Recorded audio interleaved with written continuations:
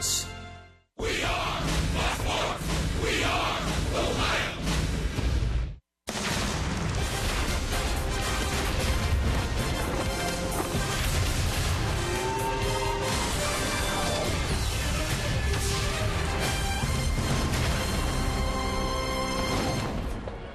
Live from the new Busch Stadium in St. Louis, Missouri, Fox Sports Ohio brings you Cincinnati Reds baseball. They're planning for postseason here. Fans are coming from all around Cardinal country and some Reds fans too. The best record at home since August the 2nd, 20-5, has spelled first place for the Cardinals. The Orioles, the Padres, and the Nationals have all had great second halves, and that's vaulted the Cardinals to a point where they are in control. Hi, hello, and welcome to St. Louis, everyone. Along with the crafty left-hander Chris Welch, I'm George Grand. You know, when just like most Reds fans, when we sat down at the beginning of the year, we figured this would be a pretty special series. Reds and the Cardinals late in September. We thought it would be for first place. Well, the Cardinals have held up their end of the bargain. Well, you're right, George. You know, they seem to get better and better as the season goes on. They've got a very good record in the month of September. They've already won 12 games. Here are the two guys you're going to see tonight and tomorrow. John Lackey, he pitched on September the 10th. He's had a long time off, 9 days off to rest that arm of his. We'll see if he's going to be able to get a little slider going tonight. And the record on the Cardinals overall, 12-5 in September. That big walk-off win of the 13th inning last night where Matt Adams came around and scored the winning run. It's got them all fired up here in St. Louis. There's no doubt about it. But you know what? They're used to postseason when it comes to Cardinal baseball. Let's take a look at the pitching story of this one. David Holmberg, last time out, he started to show, Chris, what he can do. Well, you know, it just goes to show you can't be too anxious to make a judgment about a pitcher in a very short sample size, because when David Holmberg, first started throwing the ball around, he was getting knocked all over the place. But he feels like he's a little bit more settled in now. He knows what it's like at the big league level. He also knows that he's got to spot up that fastball and use that changeup effectively to get the hitters off balance. We'll see if he's able to do that in back-to-back starts here against the St. Louis Cardinals. Now, John Lackey's a different story. He came over from the Red Sox. Let's take a look and see where he is coming into tonight. Well, he had such good numbers with the Red Sox. The Cardinals really thought that they were getting a guy that was going to be outstanding in the postseason.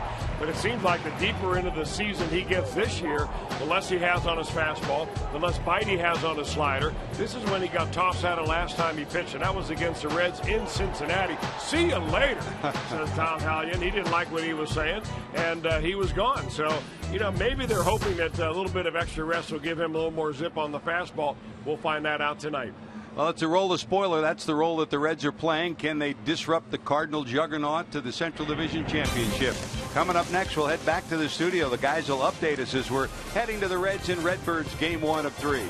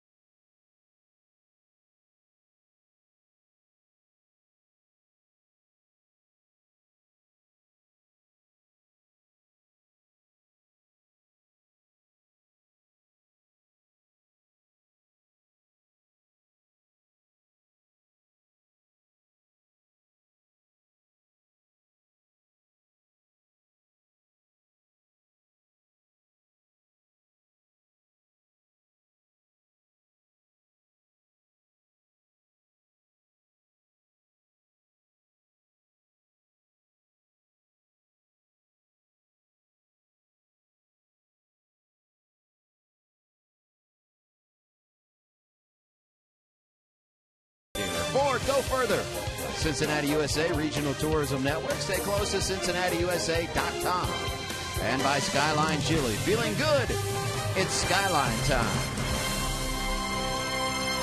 Welcome back to Reds Baseball. I'm Jim Day here on the field just outside of the Reds dugout. You know, as promised, Brian Price said there's going to be a full lineup of regulars in there against teams in contention, and certainly the Cardinals, chasing a division title, are one of those teams. Now, one guy that will hit in the 3 spot tonight is Todd Frazier. He's had success against these Cardinals as we check out tonight's storylines. Brought to you by Elk & Elk, serious lawyers for serious injuries. Call 1-800-ELK, Ohio. 4 home runs for Todd Frazier against the Cardinals this season. Second most versus any team. The average isn't there, but this team hasn't been hitting for average all season long. David Holmberg goes to the hill tonight, and he will be looking to solve the dilemma that has been Matt Adams against Cincinnati. Look at his numbers against the Reds. 383, 8 doubles, 6 runs driven in. Not a guy that's going to slam it out of the ballpark a lot, but against Cincinnati, man, he has gotten a variety of hits in a variety of different ways. A big test for Cincinnati tonight because the Cardinals, as I said, seeking another division title. Ryan Ludwig's in there. Yadier Molina's in there. It's the Reds and Cardinals lineups, and first pitch are next with George Brand and Chris Well on Fox Sports Ohio.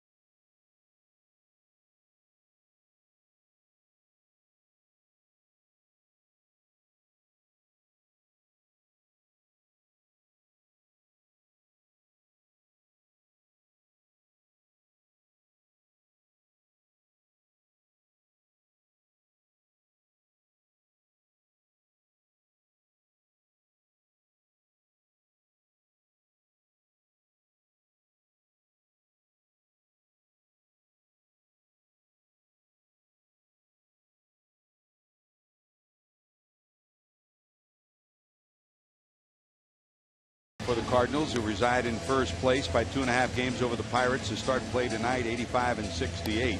And the Reds come in 71-82. 14 games back in the Central. Let's check Brian Price's starting lineup, sponsored by Meyer for the first of 3 games against the Redbirds. Billy Hamilton will lead it off. Brian Pena bats in the number 2 spot. Todd Frazier, who's had some success against John Lackey, hits third. Mesoraco will hit cleanup. Phillips, Bruce, and then Ryan Ludwig, career at Busch Stadium, the former Cardinal, at 284 with 35 homers. Zach Cozart will hit in the number 8 spot. David Holmberg, looking for his first hit, will pitch and bat in the number 9 position. And here is the transplanted pitcher who came over from Boston in a trade after 5 years in Boston. He's trying to go to the postseason with the Cardinals, Chris. Oh, you're right about that, George. He really made his name as a major league pitcher with the Los Angeles Angels. That's who drafted him back in 1999. John Lackey pitched the last time out against the Reds, and it didn't go so well. Only lasted 2 1/3 innings before he was thrown out of the ball game. by Tom Hallion for arguing balls and strikes. They really didn't think that his stuff was very up to par the last few times out, so they gave him a long rest. He hasn't pitched since the 10th, so he's had 8 full days of rest, and they hope that his arm will be a little more rejuvenated. Look for fastball, slider mostly from Lackey tonight. If you're a left-hander, you'll get some changeups. So Lackey's ready to go to work, and here comes Billy. Hamilton at 256, 6 homers, 48 knocked in on the season. 1 for 3 in his previous matchups, and as usual, they're pinched in at third. Carpenter at the edge of the grass, and at first, Matt Adams even with the bag. Hamilton sends this one to left, but almost in his tracks is the left fielder Matt Holliday. He'll squeeze it, and there's one away. 1 pitch, 1 out. And there's your Ford defensive alignment for the St. Louis Cardinals. The Reds come in first in the league in defense. The Cardinals are 4th in the league with 83 errors on the season. Holliday is over and left. The center fielder is John Jay, who took over after falling in the number 2 hole early this year, but he's taken over. Carpenter, Peralta, Cosma, and Adams across the infield, and Yadi Molina is back behind the plate. And Chris, not a coincidence that since Yadi Molina came back, the Cardinals have been firing on all cylinders. Well, everybody really wondered what the Cardinals are going to do without Yadi or Molina, and they hung right in there, but they're certainly a much better ball club, especially from a pitching catching standpoint. The guy runs the pitching staff. Rarely do you see a pitcher shake him off. There's Brian Payne. You hit in the number 2 spot, 253, 5 homers, and 26 knocked in on the season. And if you were watching the Reds when they were in Chicago, you saw a lot of the younger players and newer players in the lineup. And in this lineup, Chris, Brian Price has gone back to most of the veterans against the team that's in a pennant race. Well, he's trying to make sure that you give everybody else in baseball the indication that you're trying to win these ball games and not just take a look at your young players coming up out of AAA. The problem is the way these Reds teams have been scoring recently, it's hard to tell the difference. 1 run in 3 games in Chicago. Popped up first pitch. Right side, Frazier pops out. So a fly ball by Hamilton, a strikeout by Pena, a pop up by Frazier. To the bottom of 1 we go. Matt Carpenter will lead it off.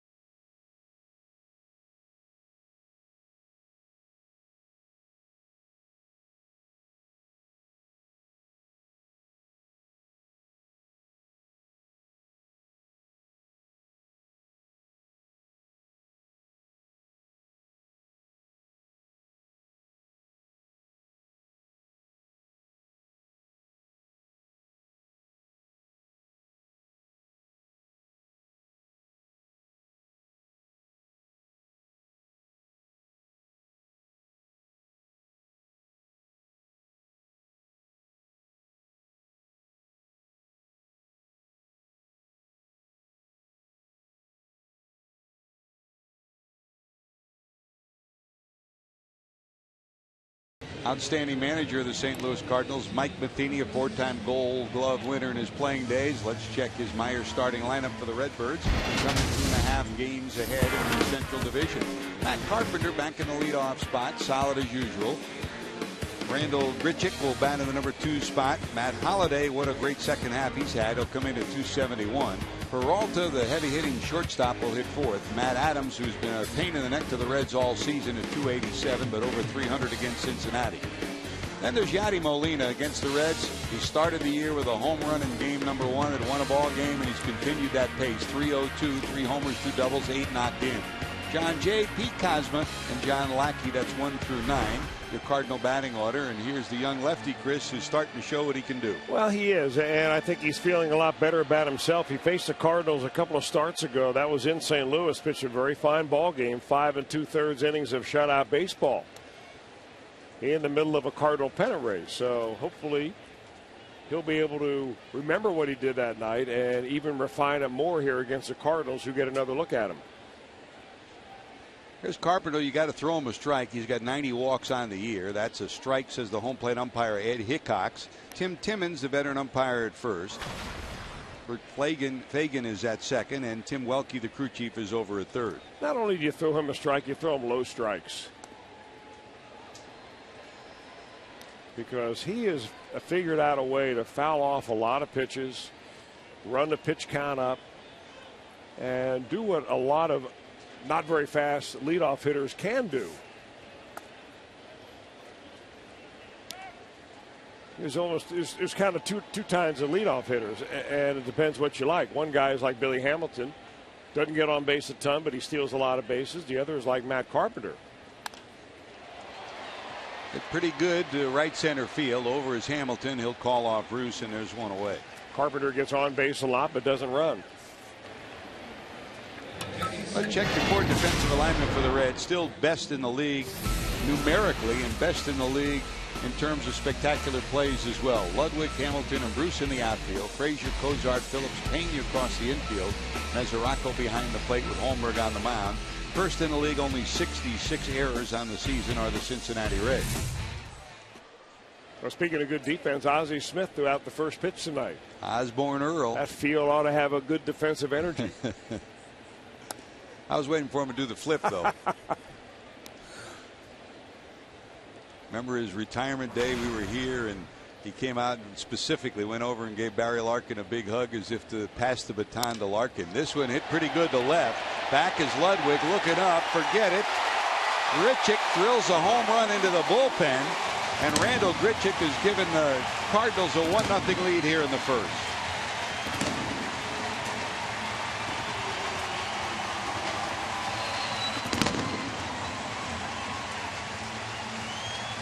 Home run number 2, 5 runs batted in for the young right fielder. He rips this one. I think they were putting him in a number 2 spot ahead of Matt Holliday, hoping that he would get some fastballs, and boy, did he get one right there. 88 miles an hour, thigh high, warm, not hot, and that ball is rocketed out of here. 23 years old, out of the University of Arizona. Outstanding athlete. You can tell just by looking at him and watching him take infield and batting practice. Fine athletic specimen and a good defender as well. He's averaged 7 or 8 assists in the outfield throughout his minor league career. So Holmberg and the Reds trailing 1-0. And here's Holliday. Matt at 271, 18 homers, 86, and he's had a strong second half, Chris. Well, he has, and of course they lean on him. He's going to be around here for a few more years. He's a middle of the order guy. Not a ton of home runs this year, but he seems to be a good run producer, especially down the stretch. Guess what?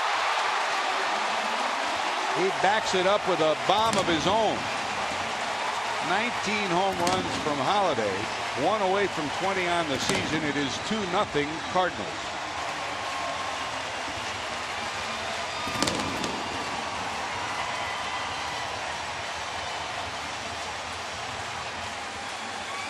It's about the last thing you wanted to do if you're David Holmberg, is begin to let this crowd get into the game and get them all juiced up. That ball, a breaking ball, it looks like that Holliday just went down, got his arms out there, and plenty of power to get it out of here. You know, when you're throwing 88 and 89 miles an hour, you just don't get away with pitches over the middle of the plate as much as a guy that throws, 5 or 6 miles an hour harder.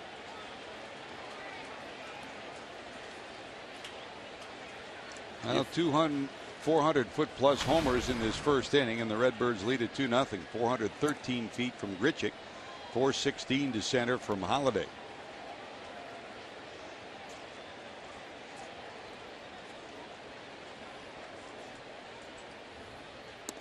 While the Reds have struggled mightily for runs, not just of late, all season long, the Cardinals have been getting what they need when they need it.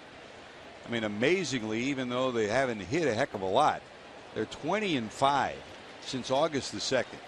And that's what's put distance between them and everyone else in the Central. That's a swing and a miss by Peralta. Second out of the inning. Here comes Matt Adams. There was a time, Chris, you and I were together back in July. You wondered if the Cardinals would ever get it together. Well, they sure turned it on. Well, they have, especially in the month of September. They've won 12. They've lost 5. And they've won the last 5 out of 6. Even though they have not hit at all. In fact, their team batting average is .225 over the last 5 or 6 games. Here's Adams, who's been murder against the Reds. .383, 8 doubles, 6 knocked in. Here are the September records, and not a surprise that Pittsburgh and St. Louis are neck and neck and heading to the postseason. The Cardinals, with that 3-2 win again last night against the Brewers, have really just put a dagger into the Brewers' hopes. Been a free fall for the Brewers. Yep.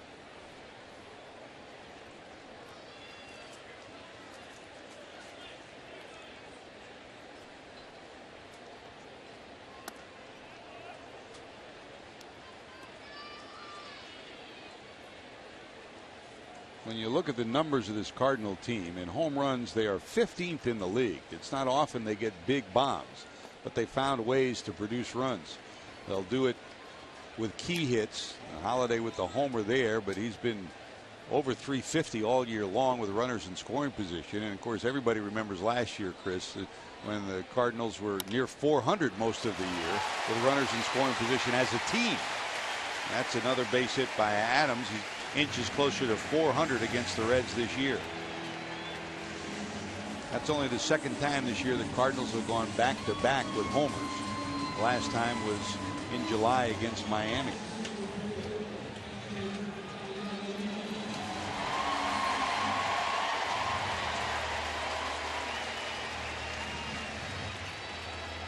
Hard to believe, as much as the Reds have struggled, Chris, they have coming into tonight 120 homers.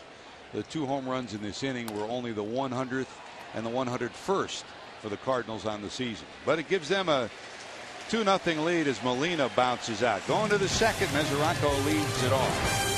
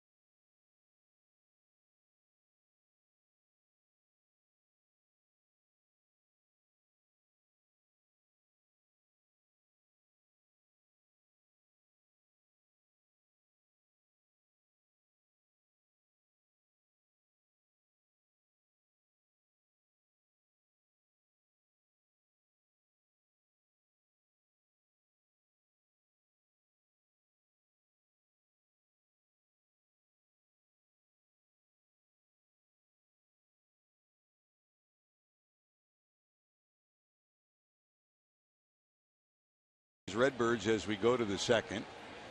Holiday, Jay, and Grichuk in the outfield. Grichuk, good arm from right. Carpenter, Peralta, Cosman, normally a shortstop, playing second here, and then Adams over at first, and Molina behind the plate. Your 4 defensive alignment. There's Devin Mesoraco, followed by Phillips and Bruce. So when you add up this 2014 season, Chris, you got to have a smile on your face at this guy. What a year Devin Mesoraco has had. I mean, Todd Frazier's given the Reds a lot to smile about. Billy Hamilton has given the Reds some good moments, but Devin Mesoraco has been solid. Not only the way he's performed offensively, but the way he's won over the pitching staff and the way he's improved defensively. I could not agree with you more, George. And offensively, if you consider the fact that he was thrust right in the middle of the lineup because of the injuries that were obviously affecting the middle of the lineup with Votto out and then Phillips for a long time. I mean, they had to turn to Mesoraco, and he really was able to rise to the occasion. Bangs a base hit here, leadoff hit for the Reds, and here comes Brandon Phillips. And he'll always get his share of boos when he comes to the plate when we're in St. Louis. He and Molina long ago patched up their squabble, but fans never forget, do they? It's like a verbal badge of honor for Brandon Phillips, though. I mean, at least they remember him. From the stretch is Lackey. That's a strike on the inside corner. Brandon at 261, 7 homers and 48 knocked in on the season.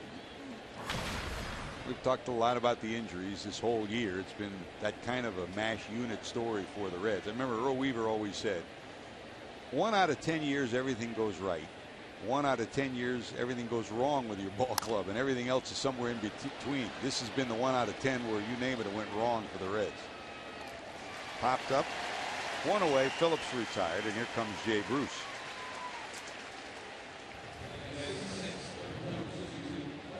John Lackey hoping to get back to the postseason after 5 years in Boston.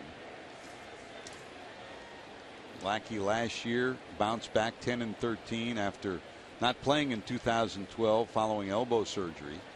He's a bull of a guy, Chris. You know, we first saw him, of course, in Anaheim, and you saw what kind of a competitor he was, and then to watch him pitch when he was hurt told you a lot about the kind of guy that he was. He never said boo, didn't talk to the media a lot, but those close to him knew he was hurt for the better part of a year and finally underwent Tommy John surgery.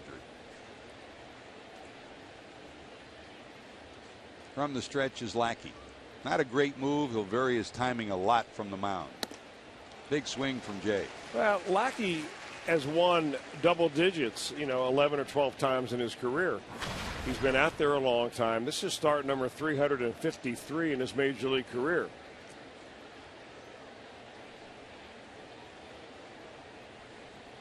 Texas native, still makes his home in Texas.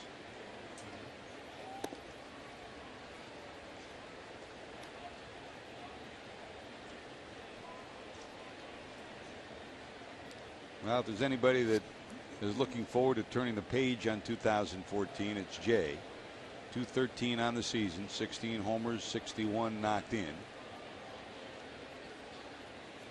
And just like Joey Votto, that left knee really won't be 100% till next year. Well, you're exactly right about that. But the one thing you've got to say about Jay Bruce, despite a miserable year, and it has been very tough on him, that with the injury in the middle of the season, knee surgery, he hasn't given up. I mean, the guy comes out and he works hard. He answers to the press. He does interviews.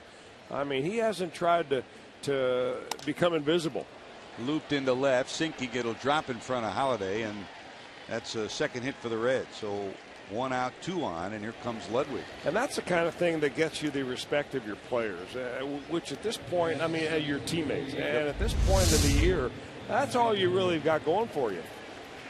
Is if they know that you're out there battling hard every day, they're going to respect you as a teammate, regardless of what your overall numbers are. And that to me is the bottom line, not just on this team, but on any team in terms of coming together as a ball club. Infield double play depth for Ludwig, who's in at 250, 9 homers, 44 knocked in. The former Cardinal digs in against Lackey. Now, the one thing, and sure, the injuries were a big part of it, but look, the Cardinals had a lot of injuries too, but they still found a way, even though they didn't hit a lot, to score runs. And the one thing that really falls on these players' shoulders is that they have to invest in each other. Not the manager, not the coaches, it's the players responding to each other, the players holding each other accountable. Chris, every good team you've been on has had players that were accountable to each other, and the players police the clubhouse. The players police the team. Yeah, I think the other difference, though, between the Cardinals and the Reds, the Cardinals had some people in the minor leagues they could go down and call up.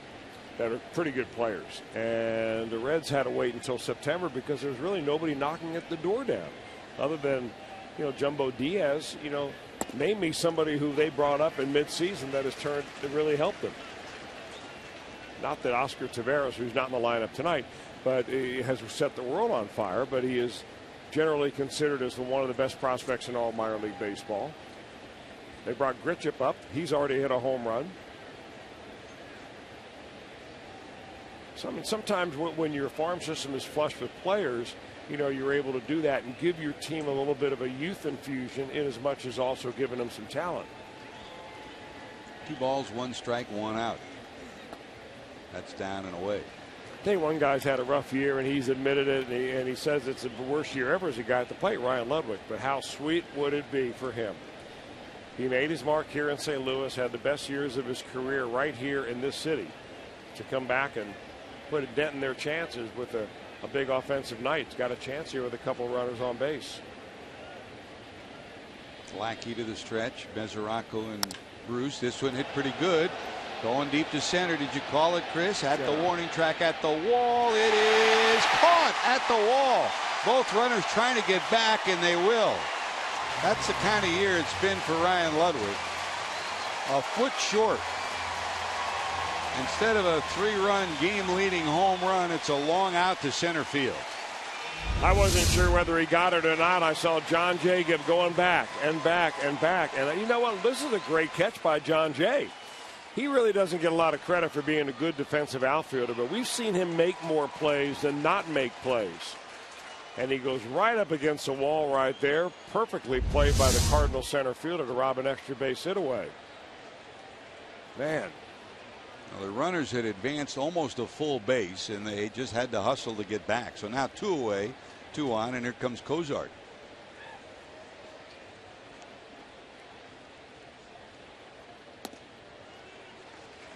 The old adage, they say those even out. If you're Ryan Ludwig, not this year. He's hit some balls right on the button. He's hit some warning track balls, and it's been that kind of a year. Strike 1 delivery to the right side. That's through. Rounding third. They're going to send the runner. Here comes the throw to the plate by Grichuk. It's going to be up the line. The throw to second will be in time and nailed. Trying to stretch it to 2 is Cozart. Well, Zach Cozart immediately waved into the dugout, and he was going to call Brian Price out here. Says, hey, I don't think they got me. So he's going to go out there. Brian Price will. They'll look in the dugout as a typical review of the review.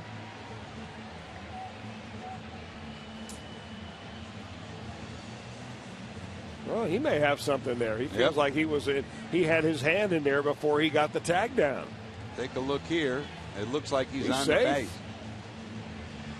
If that's the case, then the Reds would have second and third, and they will challenge it. So Brian Price will challenge. Chris, the other part of this, watch Yadi Molina.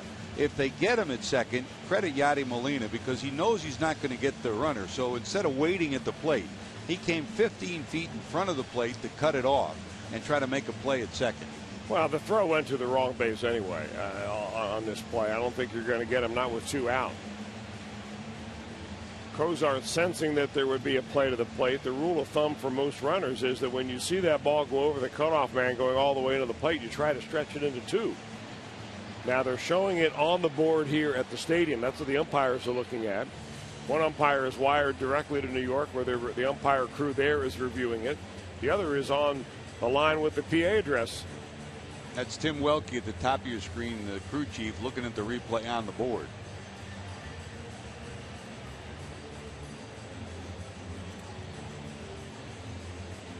Brian Price challenging here in the second. I would say, George, and you've been able to watch the whole thing all year long, that the review system, you have to say it's a success because they've gotten the call right more often than not.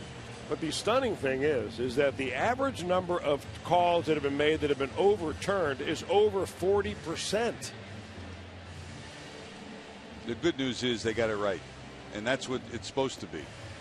Yeah, and if you look at the statistics, the other remarkable thing is if you look at the top 10 umpires that are judged in terms of percentage of correct calls, 8 of the top 10 are rookie umpires, young umpires. And the bottom 10, in other words, the most number of missed calls on balls and strikes, are veteran umpires. You might say the same thing about politicians. That's right. In an election year. Well, they're still waiting back in New York going over it.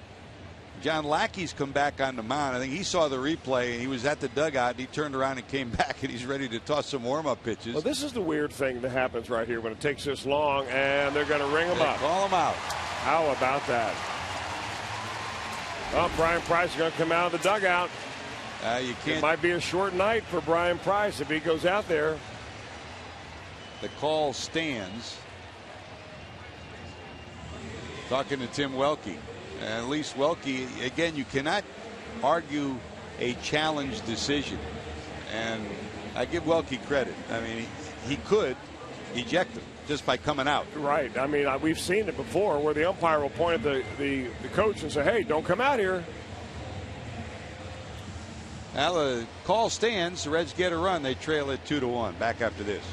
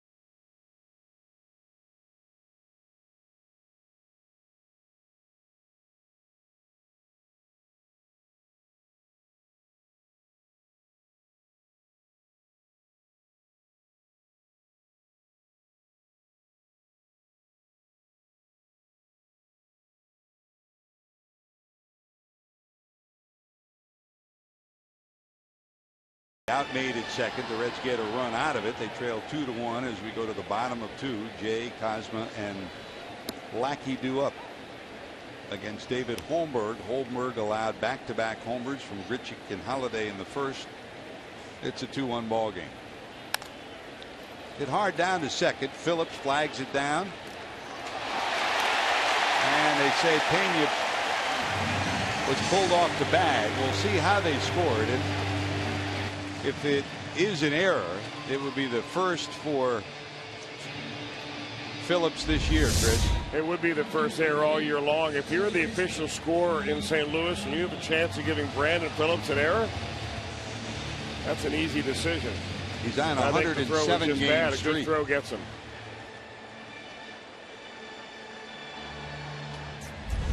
First error for Brandon Phillips since April.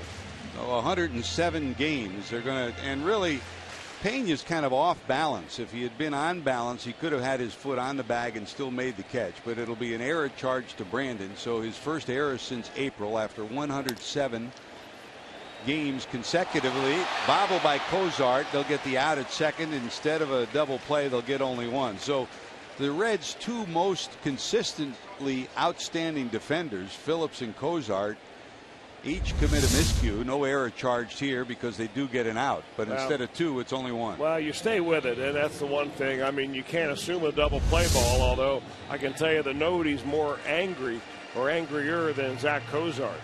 Takes a lot of pride in his defense, and that was DP lane all the way. And here's Lackey with a runner on first and one out.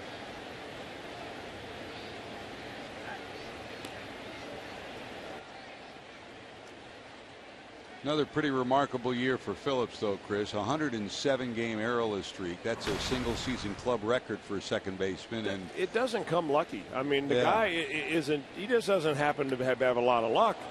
That guy works. I mean, we have had a chance, George, to watch him in pregame every day for years, and he reminds me of Ozzie Smith, the way that he goes about his pregame routine, the number of ground balls he takes, the number of odd type of ground balls he practices, throwing the ball behind his back, between his legs, backhands, all those things. Diving catch, and he picks it before it hits the dirt. Pena, they get an out. Great job by Pena to glove that one.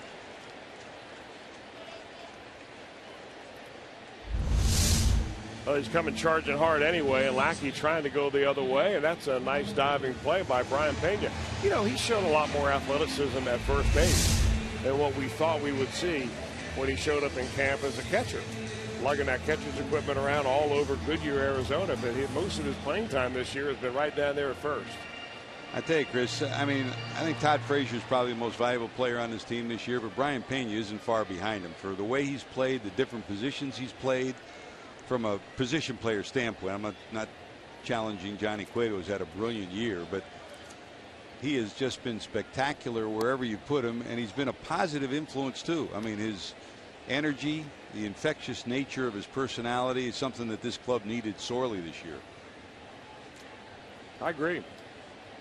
I mean, he brings an attitude with you every day that baseball should be fun. Short lead for Kozma. Breaking ball misses down and away to Carpenter, who flied to center first time up.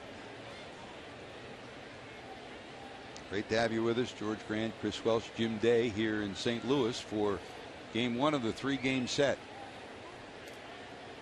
Pete Kozma on the fielder's choice, short lead down at first.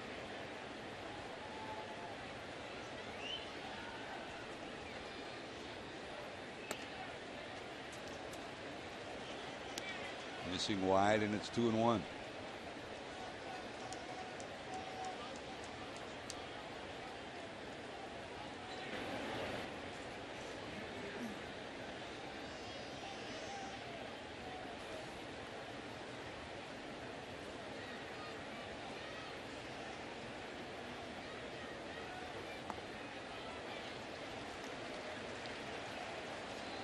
Three balls, one strike to Carpenter with Grichuk on deck. He homered first time up, and that was followed by a Holiday homer in the first inning.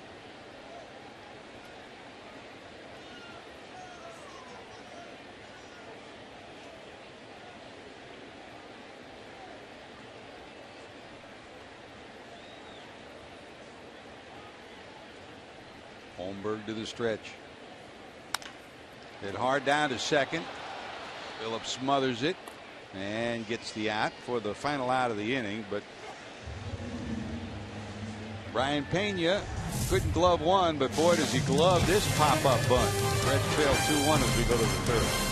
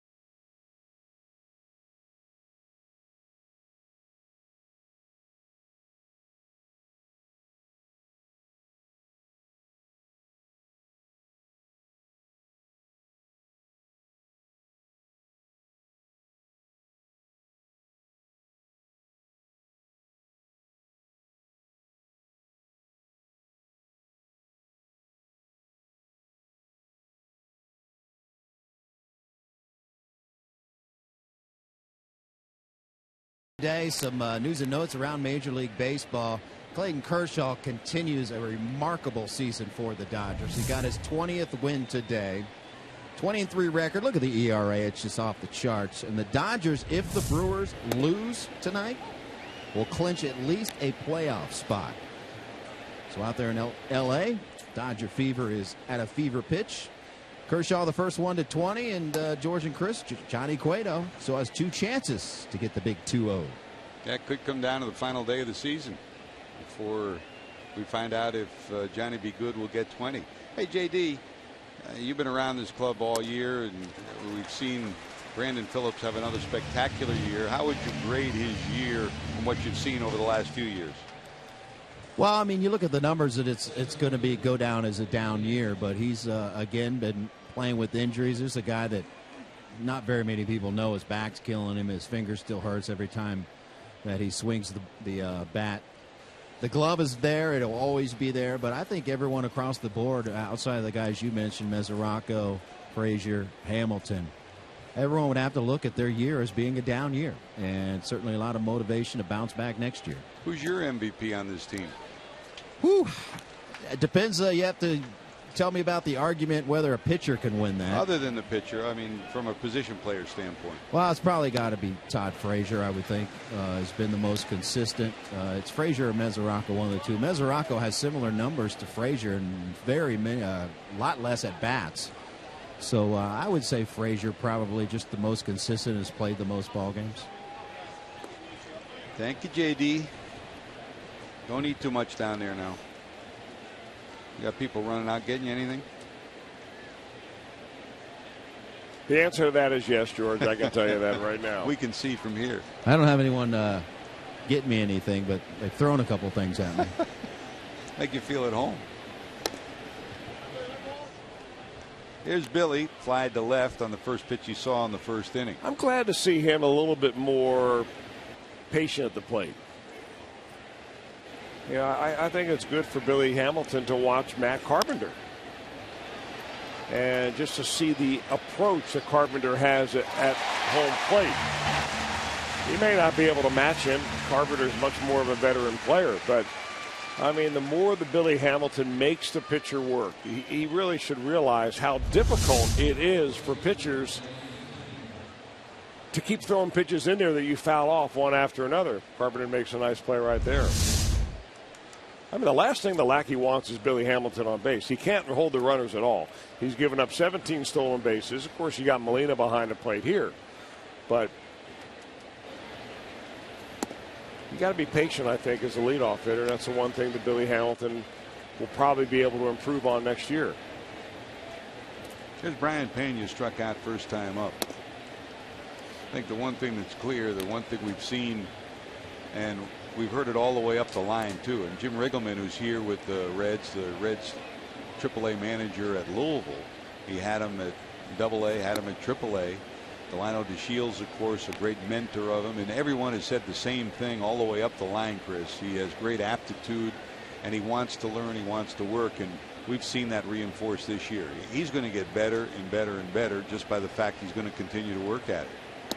I remember when Ozzie Smith, before he retired, and I asked him once, I said, when did you realize how hard you had to work? He said, not until I got to the major leagues and I realized I had to get better every year. And if I didn't get better, and he was talking about defensively and offensively, then I'd only get worse. You don't stay the same. And Ozzie, by the time he retired, was a pretty good offensive player. I mean, he'd bang that ball from either side, hard down the first base line, hard down the third base line. He made himself a threat offensively for a guy that you could knock the bat out of his hands early in his career. The Wizard, Osborne Earl. 2 balls, 2 strikes. Hit pretty good to right. Going back is Grichuk at the warning track. He'll haul it in. 1, 2, 3 go the Reds. To the bottom of 3 we go. Grichuk goes to the bat rack.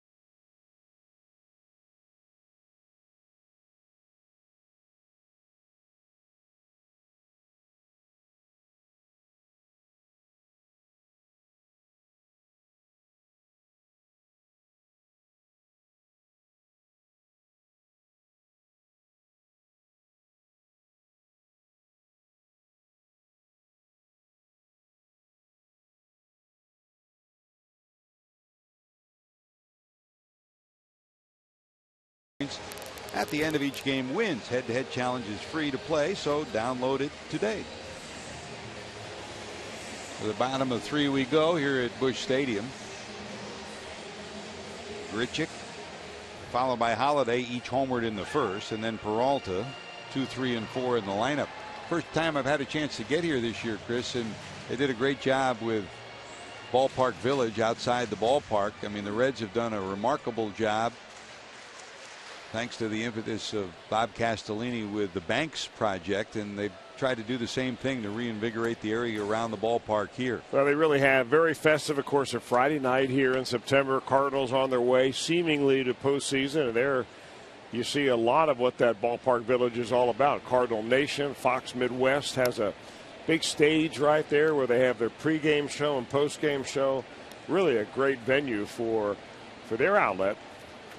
Of course, there are Fox Sports Midwest brethren. Good to see Danny McLaughlin and Hungo. Now Roboski doing the game tonight. That's a liner down the left field line, foul. 1 ball, 2 strikes.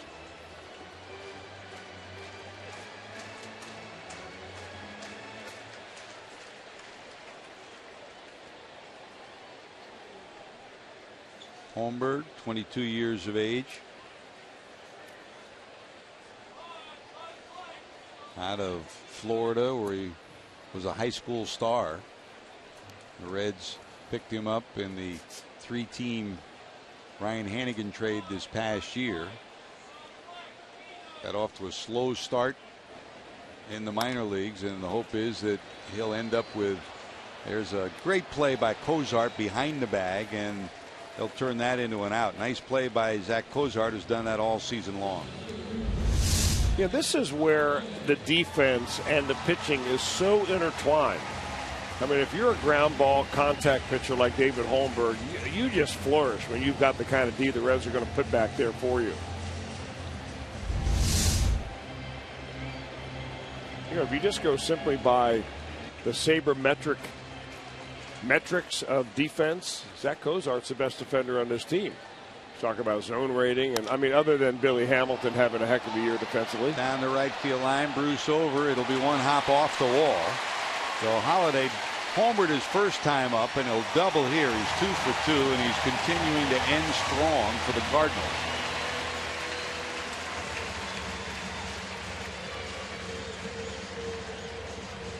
That is 36 doubles for Matt Holliday. You know, I think he figures that Holmberg is going to pitch him away and that he's going to lay off anything inside, because anything that comes into Matt Holliday out of the hand of David Holmberg is probably going to be a cutter or something coming in on his hands. So he's looking away, and he got one that he could take the other way. The runner in scoring position for Peralta, who struck out first time up. 1 out, 1 on. Down to third, but foul. Past Cheo Akindo. Jose Akindo, the longtime third base coach and infield instructor here. He learned from one of the best in George Kissel, one of the best infield coaches in the history of our game, and he's become a brilliant coach in his own right. Managed Puerto Rico in the World Baseball Classic and hopeful of being a major league manager one day. Chris Maloney down in the first base coach's box for the Cardinals. Maloney, longtime minor league coach and manager. Here's Peralta, who's had a pretty successful offensive year. 21 homers, 70 knocked in. Signing the free agent deal with St. Louis on a team that's not had much power. He's provided a lot of it.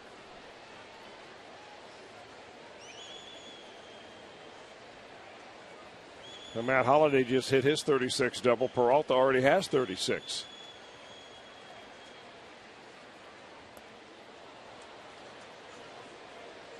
He has not had really good at-bats against Holmberg. I mean, Peralta, everybody loved to hit a fastball anyway, but Peralta struck out the first time up on a curveball. He was out ahead of that changeup right there. He's just not picking the ball up out of Holmberg's hand. That's something that Holmberg really ought to recognize right here. You add, you subtract. Some guys have great plate coverage, and you really can't move the ball in and out because they can cover it. But you can add and subtract. Will he go back to the same pitch that he got the strikeout on, the curveball? 2-2. Came in. Now we're full 3-2. Does this Cardinal team have enough to go all the way as they did a year ago, Chris? Well, that's a good question, George. I mean, they're going to need to have some better pitching than they've had going down the stretch, although it's been good enough. John Lackey's a question. 3-2 hit him. Michael Wacha is certainly a question mark, and he was huge last year. But you have to give the Cardinals a little bit of credit for, first of all, getting there with some injuries that they've had and figuring out what it takes in the postseason, because they've been in there enough. I think they've got the leadership, obviously, of the everyday players like Holiday and Molina and Carpenter to kind of guide this ball club. They are where they are for a reason. And their bullpen has come up big when it's mattered here in the last month or so. Last night, a great example. 6 relievers, 7 scoreless innings in that 13-inning victory over Milwaukee. Here's Matt Adams. Another base hit against the Reds. A single to right first time up.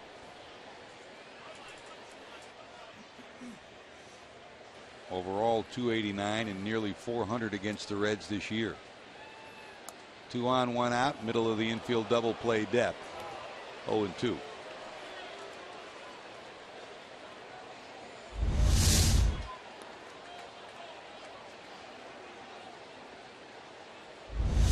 Adams didn't like the call. Holmberg got the benefit. Hey, if they're going to give you that call down there, you go ahead and push the envelope and see how much lower you can throw it.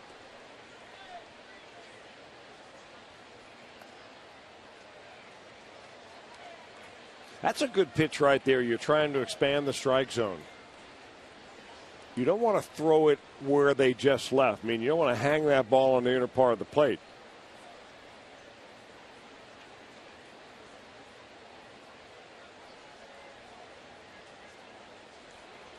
But at some point when it comes out of your hand, you got to make it look like a strike. And those last two, obviously Matt Adams was not tempted. Great block by Mesoraco to prevent the runners from advancing. 2-2. When we talk about the offensive year Mesoraco has had, and defensively he continues to get better and better, and he continues to work at it. I mean, give Johnny Bench credit. Bench was the one who told everybody who would listen, and even those who wouldn't, that this kid needs to be in there every day. We need to find out how good he can be. And boy, he's gotten better and better. Down the left field line, curving, it'll be foul and out of play. And the best catcher ever should know, huh?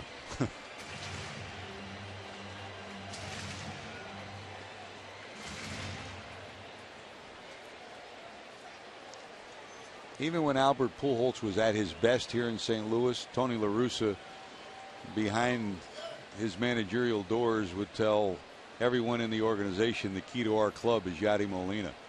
It's so important to have leadership and that kind of ability. That's a call, strike 3. Adams not liking it at all, but the Reds will take the out. 2 away, still 2 on. Well, he thinks he got shortchanged on not 1 but 2 calls in the same at bat right here. Our Fox Tracks has that located at the bottom of the strike zone. As long as part of that baseball is touching that zone, that's a strike, and too close to take for Adams.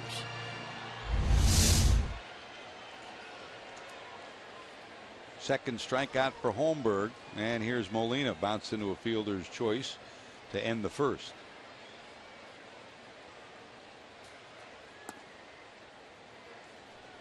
And we've seen Yadi Molina in so many ways, offensively, defensively, and in the clubhouse lead here. It was so impressive to watch him in the World Baseball Classic with his teammates on the Puerto Rican team. I mean, it was very clear how much they respected him and how much he was into leading them. I mean, you talk about a guy that could be a brilliant manager. This is a guy that could be exactly that. Hey, you got to wonder, though, if he has a desire to manage. He loves the game. Not. He loves the game, but managing is not in everybody's blood. He's got baseball with his brothers and his whole family from top to bottom. Some guys used to get into managing because they needed the money. That is no longer the case. You're right. unless you're a career minor leaguer. Yeah. But if you're a guy like Yadier Molina, the kind of money that you've been paid your entire career, you got to ask yourself. I mean, managing nowadays, the commitment that it takes. I mean, it's a year-round commitment. It's quite a bit like being a general manager, 24/7, all the time, tied to your cell phone in the wintertime. Or general manager, same story. No longer is it just the good old boy network. You've got, as a general manager, it's 24/7. You've got that top drawer of your desk with all the names that could be managers, could be coaches, could be trades you want to make.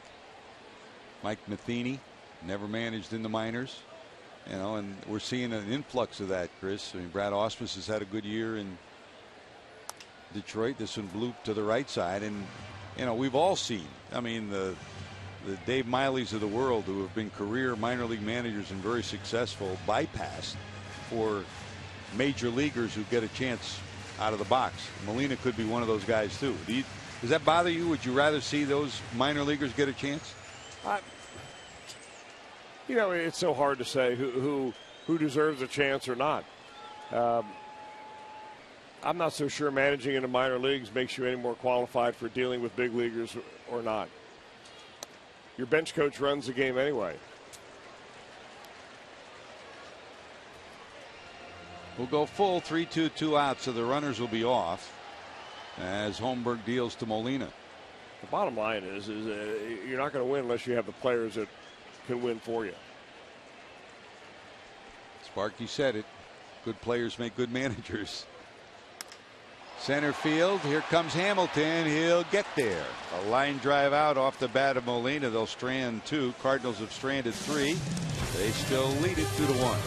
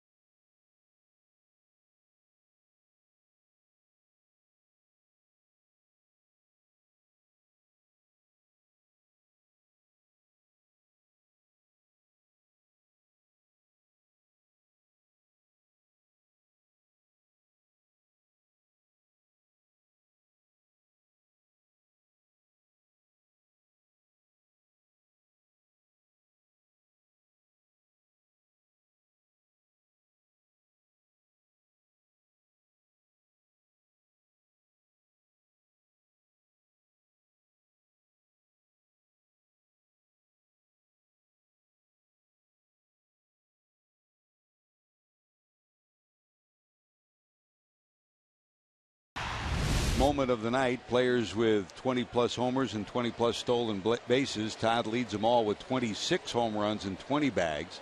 Ian Desmond, Carlos Gomez, and Brian Dozier also on that list in Major League Baseball this season. Productive years for all of those players, and I guess a lot of people who had questions what kind of an offensive player could Todd Frazier be at the beginning of this year got an answer from the Reds' third baseman, number 21. And I think he would even be better, George, had this lineup stayed healthy and intact. He would not have been exposed quite as much to some tough right-handed pitching. He would have felt like he would have to bear the load of a lot of run production when other guys would be in there kind of chipping in. I think sometimes he caught himself trying to do too much. One away, Frazier pops up. Here's Mesoraco, who led off the second with a single. In the second, the Reds had 2 singles and then a base hit by Cozart that plated Mesoraco for the first run, and Cozart was thrown out at second trying to stretch it, even though it was challenged by Reds manager Brian Price. The challenge was not upheld. Mesoraco, right field. Grichuk there. 2 away. Hey, right now on FoxSportsOhio.com, the Reds announced yesterday a new advanced day affiliation moving from Bakersfield to Daytona Beach. Kevin Goheen has a status update on 2 key injured Bengals for this Sunday's game. Plus, what are the big storylines and key roster battles to watch during Blue Jackets training camp that's already underway.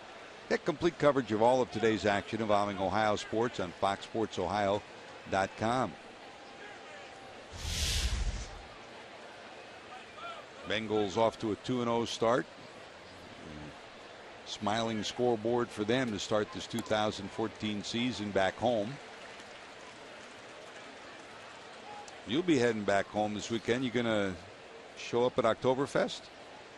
Well, since the next 2 ball games are one, tomorrow will be on Fox Sports 1, and then on Sunday it'll be an ESPN night game. So I may head out to the Bengals game. Looking forward to see the Bengals play. They are stacked and off to a great start. Oh, while you're at the Bengals game, you can go downtown. Oh, well, that's a natural. You wouldn't have a beer or two, would you? Why not? And that's what Cincinnatians are supposed to do. Cincinnati?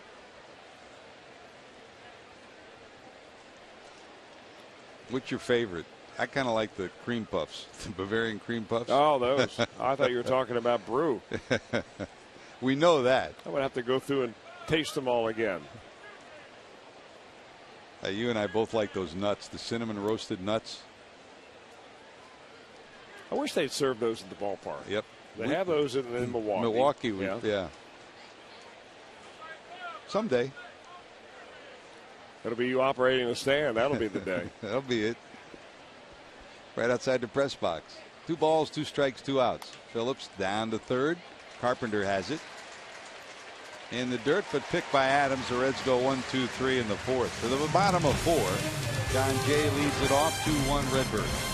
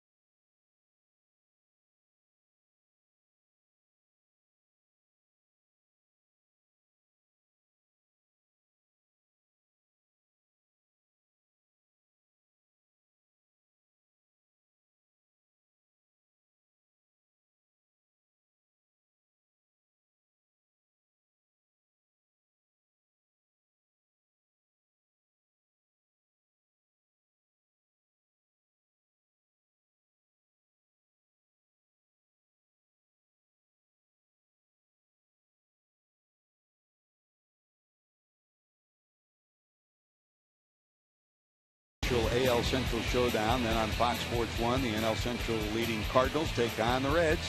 The action starts at 12:30 Eastern on Fox, continues at 7 p.m. Eastern on Fox Sports 1, and streaming live on Fox Sports Go. Days dwindling down to a precious few in this Major League Baseball season. Cardinals heading to the postseason. The Pirates and the Brewers trying to hang in the Central Division to get a wild card spot. Here's Jay Bruce to lead it off in the 5th. You know, it's not given that the Cardinals are going to make the postseason. I mean, a lot of it has to do with this weekend and what the Reds are able to do right here in St. Louis. I mean, at least as far as winning the division title. They're 2.5 games up right now in the division against Pittsburgh Pirates. And the way the Reds have rolled over in St. Louis, it gives a lot of Cardinal fans the indication that this is the weekend, that they're going to finally secure the whole thing. But these games are very winnable. This is a tight ball game right here. This is what you play for if you're the spoiler. I mean, it's a lot better playing right here in front of a packed house in St. Louis than it is playing against another fifth-place ball club somewhere where nobody shows up to watch you. John Jay pops out to center field for the first out. And here's Pete Kozma. Kozma bounced into a fielder's choice first time up. The way the schedule is this year, with the Reds playing 16 of their final 19 against contenders in the National League Central, these rivalries bring forth strange bedfellows. The Pirates rooting for the Reds, then the Cardinals rooting for the Reds when they play Pittsburgh the final weekend of the season. By the way, Chris, got a greeting for you. I was fortunate to do the AAA championship game down in Charlotte this past week, and one of our favorite former players, Jeff Shaw, the former reliever for the Reds, 12-year major league veteran. That's in there for a strike 1 and 2. A member of the Pawtucket Red Sox, his son Travis. We remember him when he was. You mean he's not 12 years old anymore? No, that's right. He had 3 hits and a homer, and he's just as wonderful a young man as he was then, and it was so great to see him. He said, make sure you say hello to Mr. Welsh, please. Well, what a polite young kid, but you wouldn't expect anything different, from Jeff Shaw. He was one of the all-time best Reds, one of my favorite Reds ever, and our guy that just rejuvenated his career in Cincinnati, ended up going on in Los Angeles, having a nice career there as a closer, and you had to figure that Jeff's son, Travis, would be something special, too. He drilled a home run down at Charlotte. That's a beautiful new ballpark at Charlotte. Scotty Brown, the general manager down there, has done a tremendous job. They led all of minor league baseball in attendance this year. It's a liner to short. Cozart has it. Cosma's retired, 2 away. And as usual, International League president Randy Mobley was there, and Branch Rickey Jr. from the Pacific Coast League, the 2 presidents were there. They did a tremendous job, and thanks to Randy Mobley and Chris Sprague too. And by the way, we all honor Joe Morgan here in Cincinnati, and we honor Chris's daughter Morgan, who's a big Reds fan and a big Joe Morgan fan. We say hi to her, and thanks for rooting for the Reds every night that the Reds are on TV. By the way, the other guy we saw was Paul Janisch. He was part of the Omaha Storm Chasers Club, the former Red shortstop. They won it all, beating Pawtucket 4-2. Janisch still brilliant with the glove. Right field, down the line, curving, it'll go foul. Don't look now, but David Holmberg is on a little bit of a roll after a couple of hiccups and bad pitches in the first inning. Back-to-back home runs by Grichuk and Holiday. He's really settled down very nicely. You can see the swings that the Cardinals are having. They just don't look all that comfortable in there. Hitting spots and changing speeds. That's what it's all about. Lackey tried to bunt but popped out to the first baseman Pena first time up. Loop to right. Long run Jay. He's got it. Bruce will haul it in. It's a 1-2-3. That's the first clean inning for Holmberg tonight. Bruce goes to the bat rack when we return.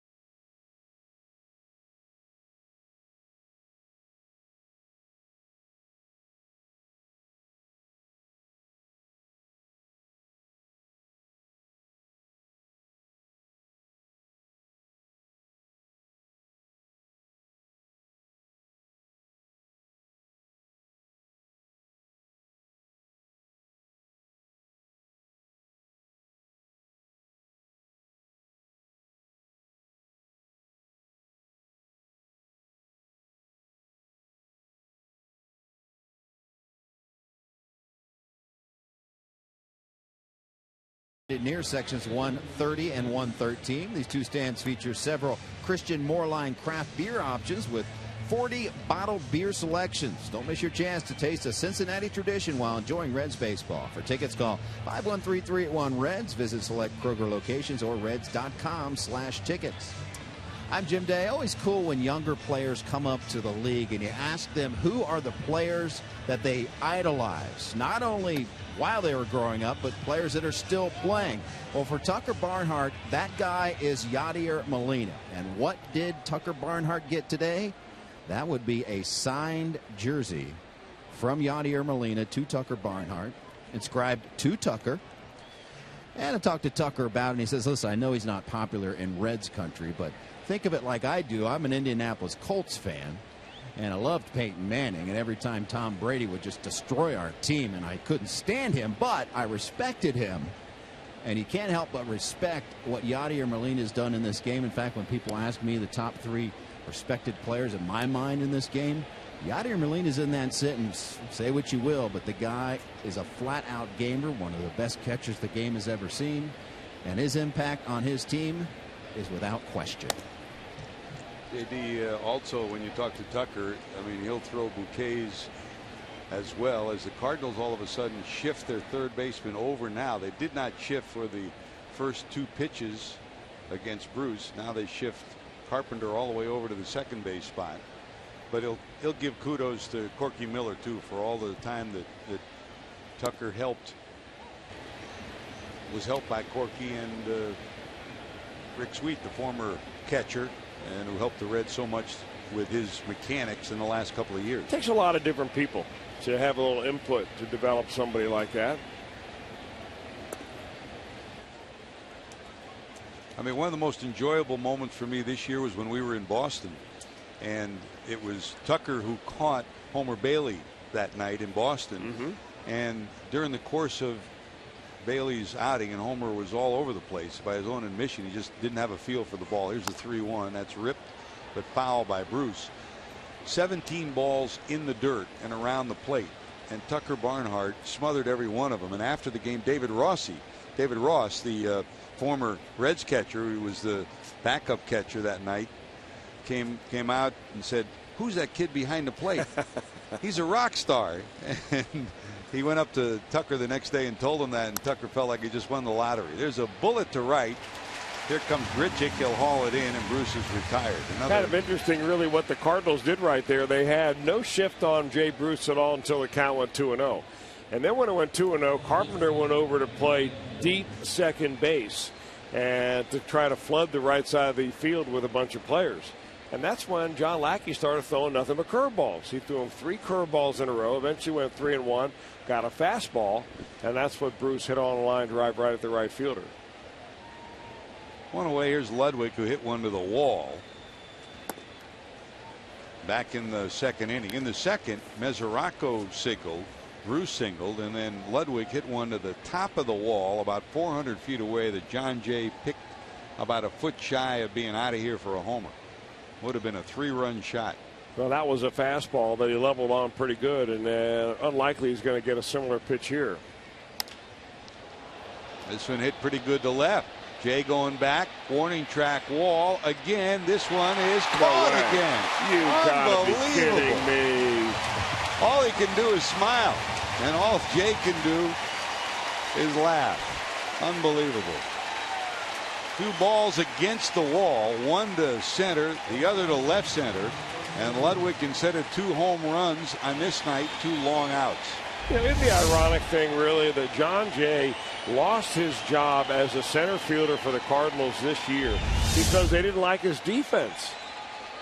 He eventually won that job back by being able to swing the bat better than his replacement player, which was Peter Borges. Nothing wrong with Borges defensively.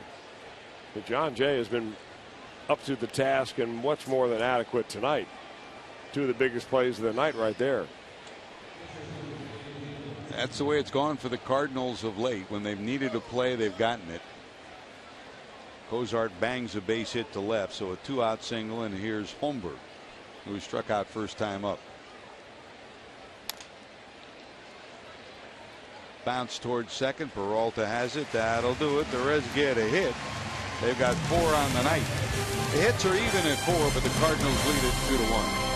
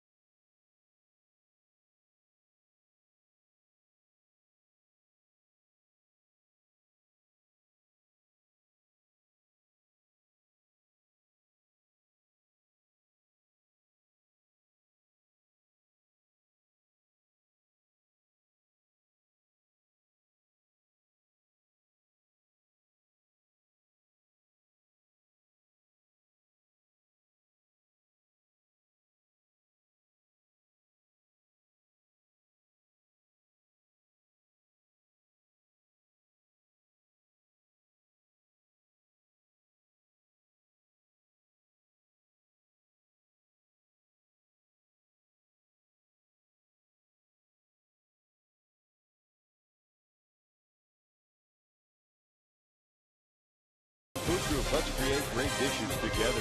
Buy Toyota. For over 30 Toyota offers, visit buyatoyota.com. And go for the Save on Wing Tuesdays at B-Dubs with specially priced wings all day. Buffalo Wild Wings, wings, beer, and sports. Hey, now time for you to tweet your photo using hashtag #OhioFanPhoto for a chance to have it shown at an upcoming game broadcast. There's just a few games left, so hurry up, get them in. Reds Fan Photo is brought to you by AT&T.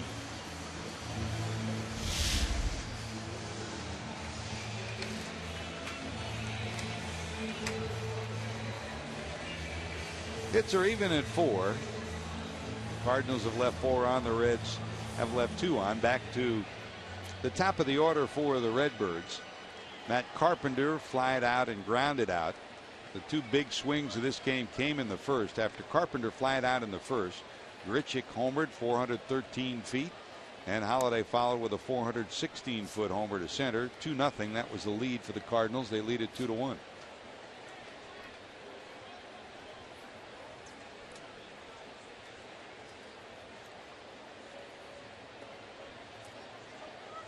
As this Reds team is constituted right now, Chris, what do you think it needs next year? I mean, forget about the injuries, and that's part of the package, yes, but injuries aside, what does this team need to do to get back on a winning track next year? Needs leadership.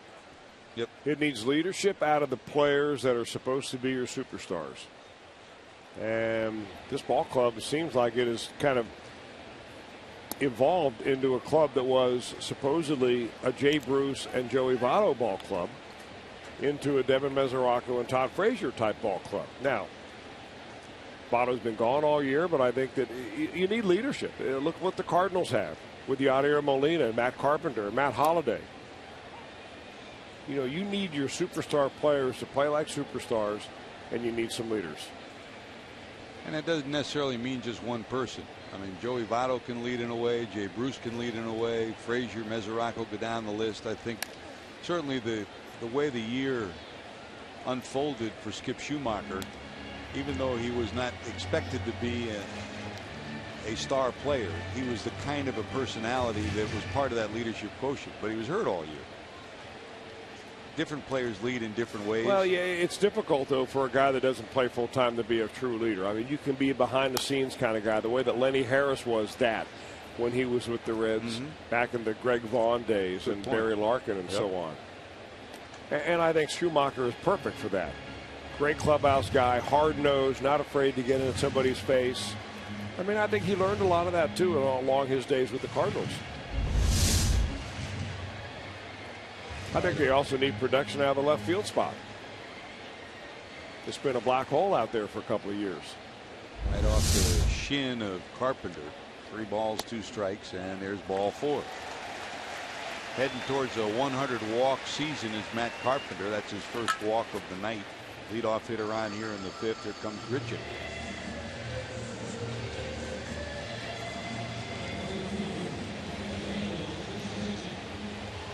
Now, one of the things that helped this team come together last year, the Cardinals, was when Carpenter took over in the leadoff spot about a month into the season, and that's continued this year.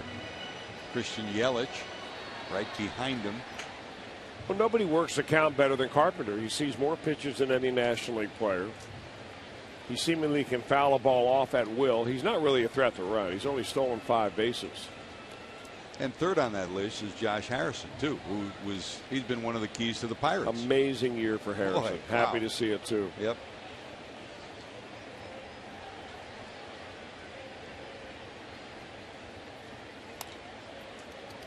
Grichuk homered first time up and hit one over the bag at second that Cozart turned into a 6-3 put out with a brilliant play. You know, you watch this kid and you realize why.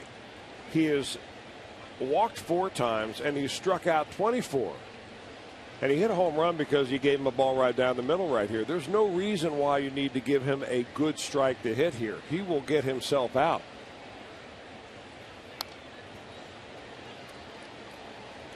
He slowed his bat down with a little changeup first pitch. Then you speed it up right there with a fastball. Now you're ahead 0-2. And really what David Holmberg wants here is not a strikeout, but he wants Grichuk to put the ball on the ground, let his defense turn a double play. No balls, 2 strikes.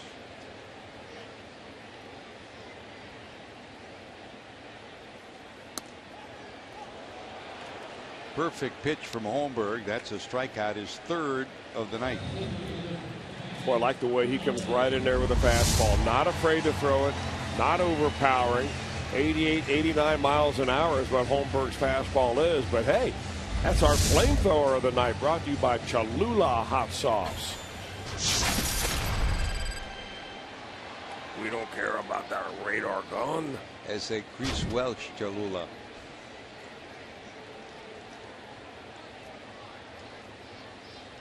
Here's Halladay, 2 for 2. Homer to center, his 19th of the year, and a double in the 3rd.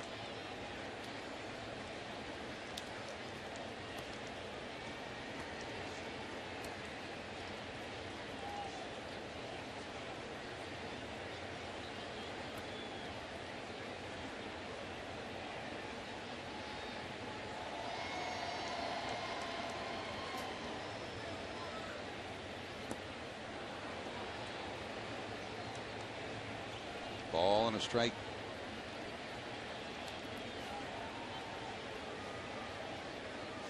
And you talk about learning when you're a young player.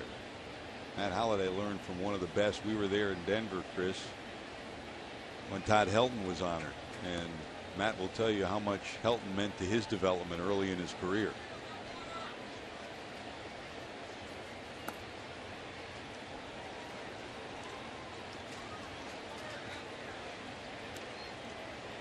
Baseball, you talk often about keep the line moving offensively, move runners over and keep innings alive. It's also a story of leadership. Pass the baton of leadership to those who can carry it. Sometimes on the same team, sometimes someplace else. I remember Bobby Cox saying once, when you have chemistry on a club, you know you have it. When you don't have it, you don't know how to get it back. So when you have it, the key is to keep it. 2 balls, 1 strike. 2-2, 3-1 rather.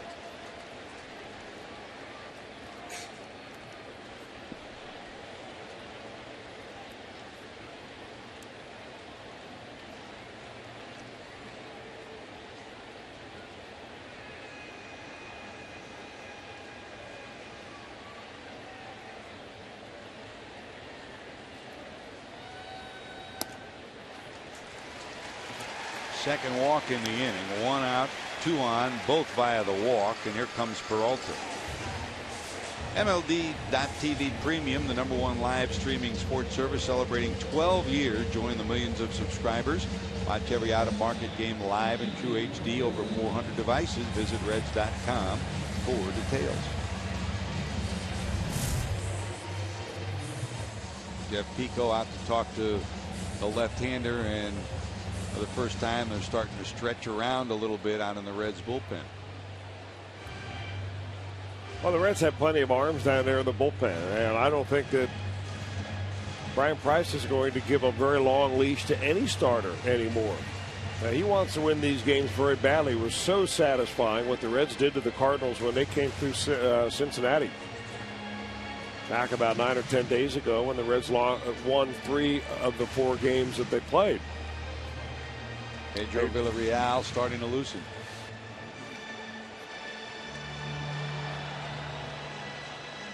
In the last 32 series between these two teams, the Cardinals have dominated. The Reds are only 3-27-2.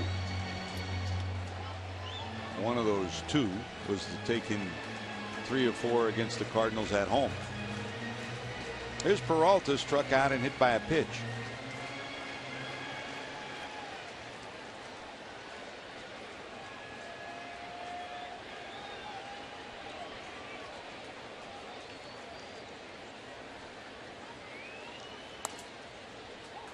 That's a strike.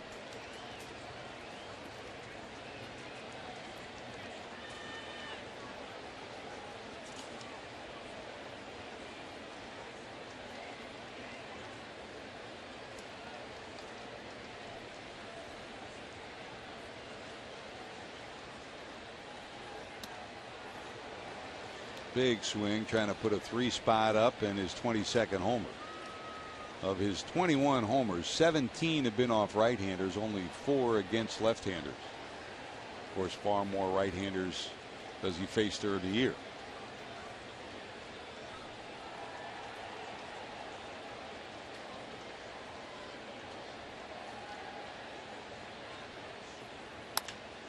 Right field towards the line, curving, it will be foul. Luckily for the Reds, that would have plated 2 more.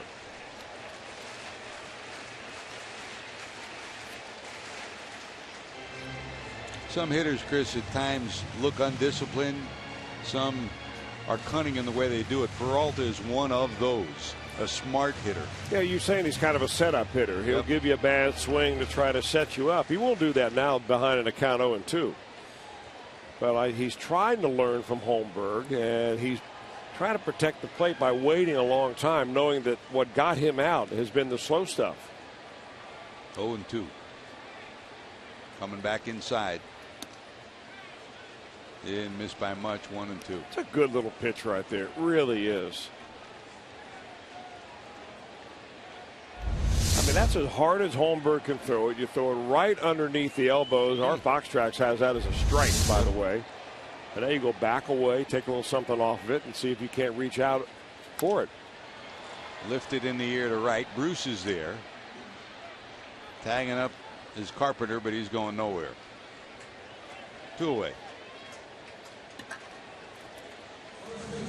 And here comes Adams, 1 for 2. A single in the first. He struck out looking in the third. Reds called up 10 this month, Chris, of the 10. Holmberg, one of them, of course. Who's impressed you the most of these call-ups? Well, Holmberg is obviously one of the guys that has been very impressive, George. You know, we haven't seen a lot of the guys that just, you know, bits and pieces of Yorman Rodriguez and Jake Elmore and so on. I like what I've seen of Christopher Negron. He's been up for quite a while. I like his attitude. I like his baseball awareness on the field.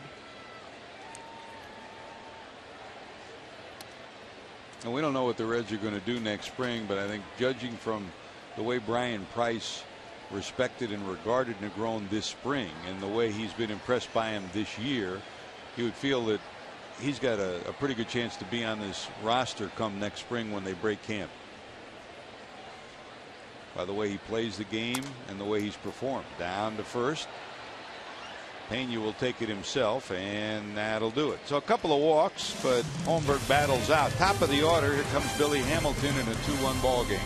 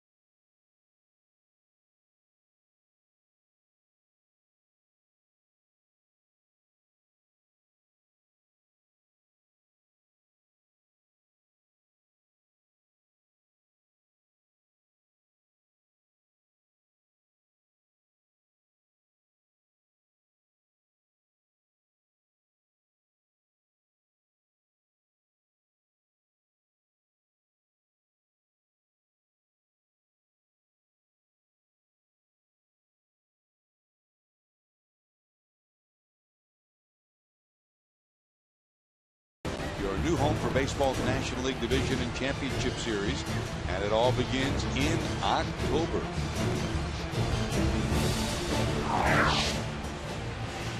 Two runs, 4 hits, no errors for the Cardinals, 6 left on base. The Reds a run, 4 hits, 1 error. That error committed by Brandon Phillips, ending his 107-game errorless streak.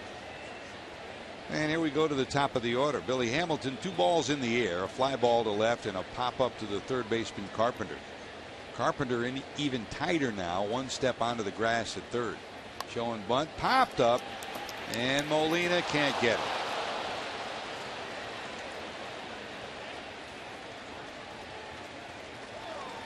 Molina trying to do everything he can to keep the speedy Hamilton off the bases. Look at this effort.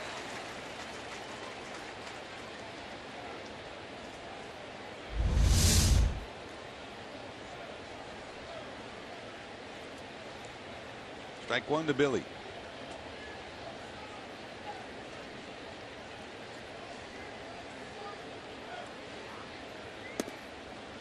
Big breaking ball drops in there, and it's 0-2.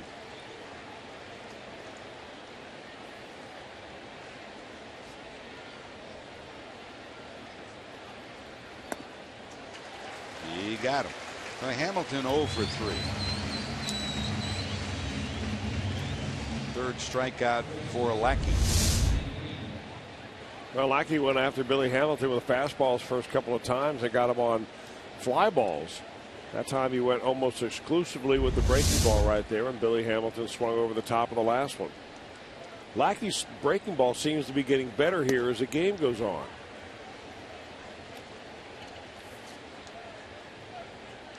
Very pleasant night in St. Louis. A little moisture in the air. Good night to throw a breaking ball, huh? Pena to left. Another looping fly ball. Holliday has it, 2 away. Well, we talk about the Cardinals bullpen and starters coming around at the right time. How about the Cardinals starters for the last 7, Chris? Well, they're not hitting very much, the Cardinals aren't. They're hitting .226 as a team. So if you're going to win, and they have won 5 of the last 6 ball games, you got to do it somehow, and they've done it with pitching. Starting pitching is where it really starts, and of course the Cardinals have had a pretty good bullpen as well. 2 complete games over that period of time. And that's about the same kind of offensive numbers that the Reds have had of the last week, too. Only 1 run in 3 games in Chicago. Here's Frazier. Popped out twice, once to the first baseman, once to the second baseman. That's foul into the seats behind first.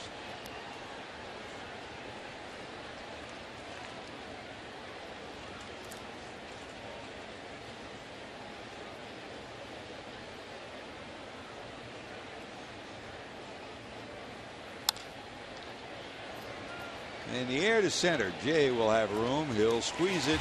The Reds go 1, 2, 3 in the top of 6. Molina, Jay, and Cosman due up when we return.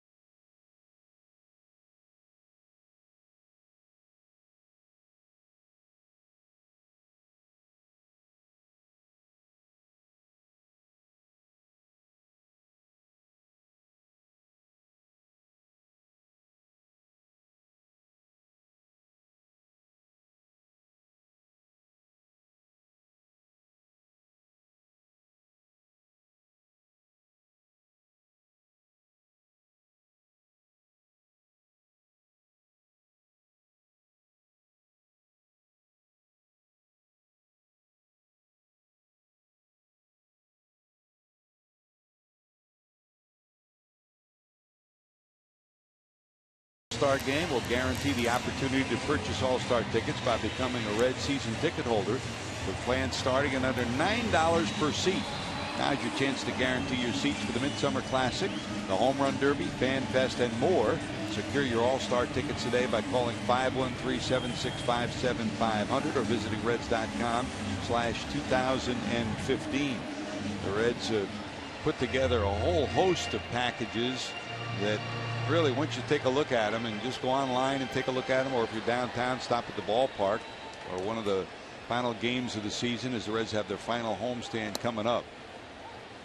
I mean, the Midsummer Classic, not just the game, but the entire week has become so special. There's Molina, bounced into a fielder's choice and lined to center. What a year it'll be with the Columbus Blue Jackets hosting the NHL All-Star Game, and then the Reds hosting the Major League Baseball All-Star Game. What a job that John Davidson has done to, Chris, we talk about putting an organization together, and what JD has done in Columbus is pretty special. When you get somebody that knows what they're doing, the word travels, and players want to play for you. Players want to come there. 2 balls, 2 strikes to Molina. They also like the money. Mm-hmm. And they like to win. You're right.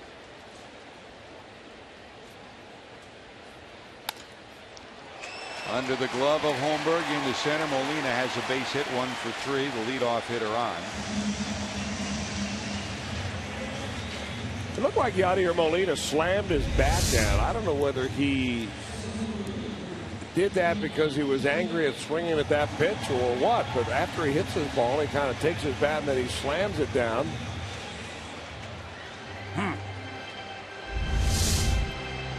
That's what he does after a base hit. Guy holds himself to pretty high standards here, doesn't he? Leadoff hitter on for the 3rd time in 6 innings for the Cardinals. Here's Jay, reached on an error and flied to center.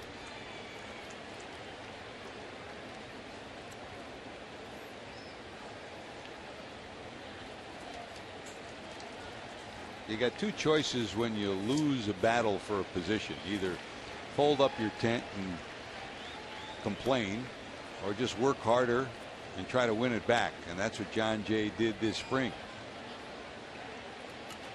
The Cardinals dealt for Peter Borges in the offseason. Borges, fine performer, good solid contributor this year, just didn't hit. And after losing the center field job, Jay could have just folded up his tent. He didn't, and has come back to have an outstanding year, hitting .300. That's a line drive to Cozart. One away.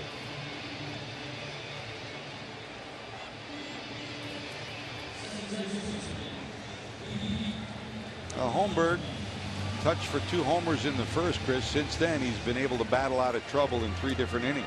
You know, I think George is the type of pitcher that once you get him out of the first inning, he'll probably get a little bit better. You've got to keep an eye on him later in the ball game. Once a hitter sees him 2-3 times, you know, his stuff doesn't lend itself to being dominant late in the game. But he gets on a little bit of a roll, and guys are taking fastballs because they're looking for breaking ball, and then they look for fastball again, and he gives them a change up. And if he can get out of the first inning, that's where we've seen most of his problems early in the ball game. Strike 1 to Kozma. Bounced into a fielder's choice and line to short. Think about a guy like Holmberg. When he gets on his game, he makes it look so easy. Looks like he's just playing catch with the catcher. And you look at the radar gun, it tells you one thing, that he should be hit all over the ballpark. You look at the hitter's swings and you realize that they're not picking the ball up very well. Here's a 1-1.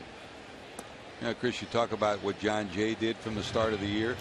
I mean, let's be honest, the Reds were not happy with Holmberg. He came to camp overweight when it looked like he had a chance to be a contributor on this club possibly.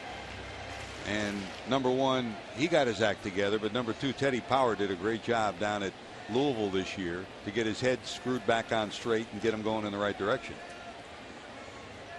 2-1. That's a strike.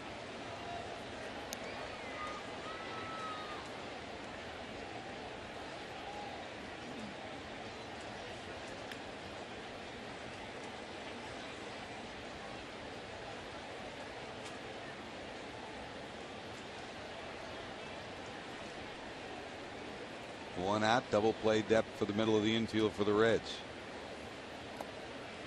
In the dirt, there goes the runner. Here comes the throw. It will be in time. They got him. Great job by Mesoraco and a tremendous job by Phillips to take the ball on one hop at second and nab the runner. Molina trying to go to second. Well, nice play by Mesoraco to keep the ball in front of him and get rid of it very quickly. I mean, Mesoraco ends up falling down after he throws that ball. Phillips picks it and puts the tag on like it's no problem at all. Another good defensive play by the Reds. 3-2 to Kozma, and there's ball 4.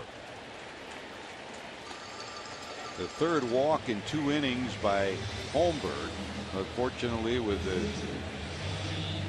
throw out of Molina at second, only 1 on with 2 away. I would imagine this is his last batter if he does not retire John Lackey. They've got lefty righty going up in the bullpen down there. Although it looks like Ryan Denick is throwing, just kind of playing toss down there.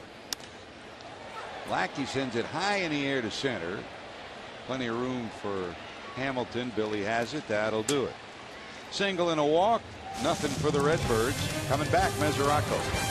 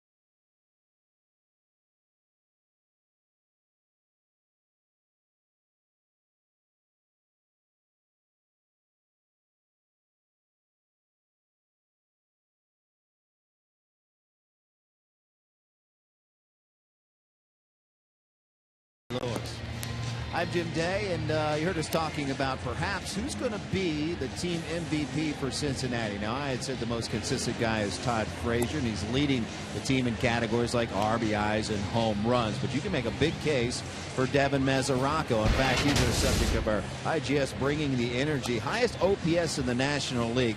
OPS is on-base percentage plus slugging percentage. And Devin Mesoraco, top 5 in the league with a 901 OPS, and he's in there with some big names: Stanton, Goldschmidt, Dickerson, Andrew McCutchen, and Devin Mesoraco at 901.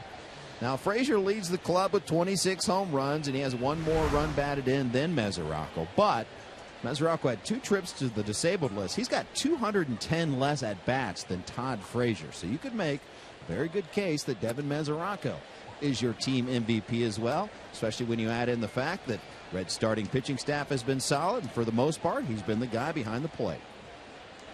All right, JD, we talked about the position players, and last time you alluded to Johnny Cueto, too. Between Cueto and those position players, is Johnny Cueto the MVP of this season for the Reds? Well, if you like to put pitchers in that category, I don't think there's been anyone better than Johnny Cueto. The guy that's going for 20 victories. He's been the backbone of that starting staff. And every 5 days, he gives them a shot in the arm in a season where they've had very little of that. How about you, Chris? George, this is probably going to sound cynical, but when you're 14 games out of first place, how can you have an MVP? Now, you can say the guys that have been impressive for me, Mesoraco, no doubt. I mean, Ernie Banks wasn't an MVP for the Cubs when they were. You know what they could say to any of these guys? Hey, we can finish 14 games with you or 14 games without you. That's what Branch Rickey told Ralph Kiner, right, when he cut his salary. Yeah.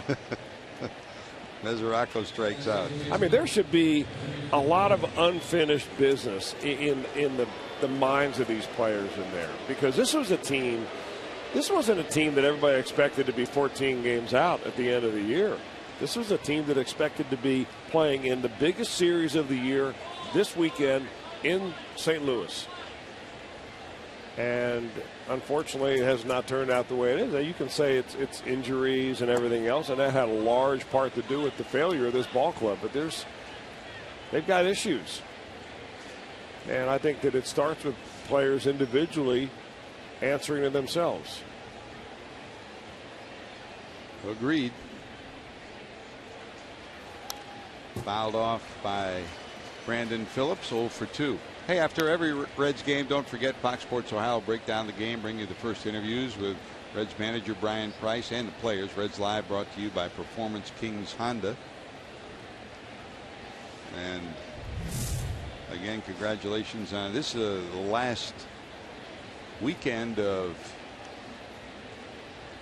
our pre and post game from the studio, because everybody will be at the ballpark for the homestand next week. And what a great job from Jeff Pecoro, Brian Giesenslaw, and Dream Weaver, who is, speaking of an MVP, Dream Weaver is the MVP every year. Well, we have kept those guys awake so many long nights from the West Coast. Get out there in that Pacific Coast time. They got to hang around the studio, get coffee on the way home.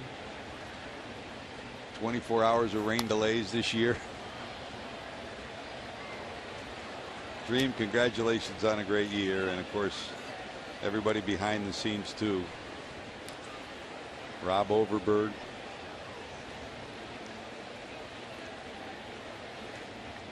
Matt Coiner, who time and time again works hard out in the field getting ENG, and of course Rufus, Ron Melanor. That's a liner back through the middle under Lackey's glove. It's a base hit for Phillips. Well, Brandon gets his first hit. That's a great at bat by Brandon Phillips. I mean, he got down the count. Lackey kept throwing him these all little breaking balls out there, and Brandon just kept spoiling them. And it seemed like Lackey finally got frustrated and tried to sneak a fastball by him, and Phillips was right there to lace a base hit. So on a 2-1 ball game, tying run on here in the 7th for Jay Bruce. Hey, what Jay Bruce is due. I mean, he hit a line drive hard right at the right fielder his last time up. Had a base hit his first time up.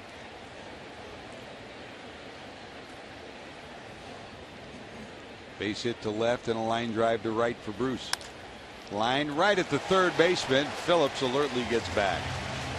Another one right on the button from Bruce, but right at a guy with a glove. You know, it's a small sample size, and it's awfully late to say this, but Bruce looks a lot better here in the last week. Came in to make the last out of the ball game the other day on a line drive to left center field. That was the Jake Arrieta game. I think the one thing that's clear, Chris, is that next year, if the Reds are going to win, they're going to need more home run production from who's ever in the lineup in a ballpark that's built for home runs. That's foul back by Ludwig. Talk about a hard luck night. Ludwig hit 2 balls to the wall, both leaping catches by John Jay. You believe in it, Chris. First pitch strikes, and that's what's gotten Lackey to where he is here tonight. Yeah, you're right. I mean, Lackey, if nothing else, is a real competitor, and he knows what it takes to win. He's pitching in his 353rd career start, so he's been out there a lot. And you get the ball over the first pitch, and you put the hitter on the defensive. And he is 20 of 23 in that category tonight.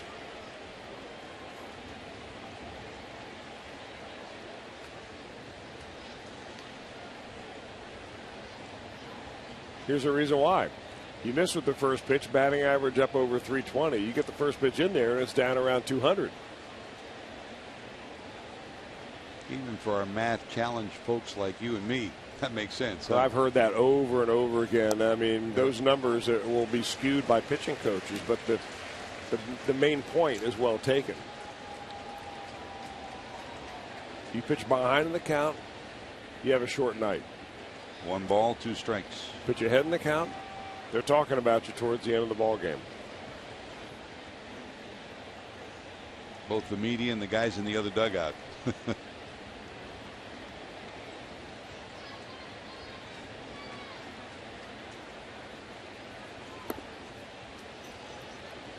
Wide 2-2. In Pittsburgh, the Pirates lead the Brewers 4-2, largely on the strength of a 3-run home run from Russell Martin. They're in the 9th. Boy, has Martin come up big, huh?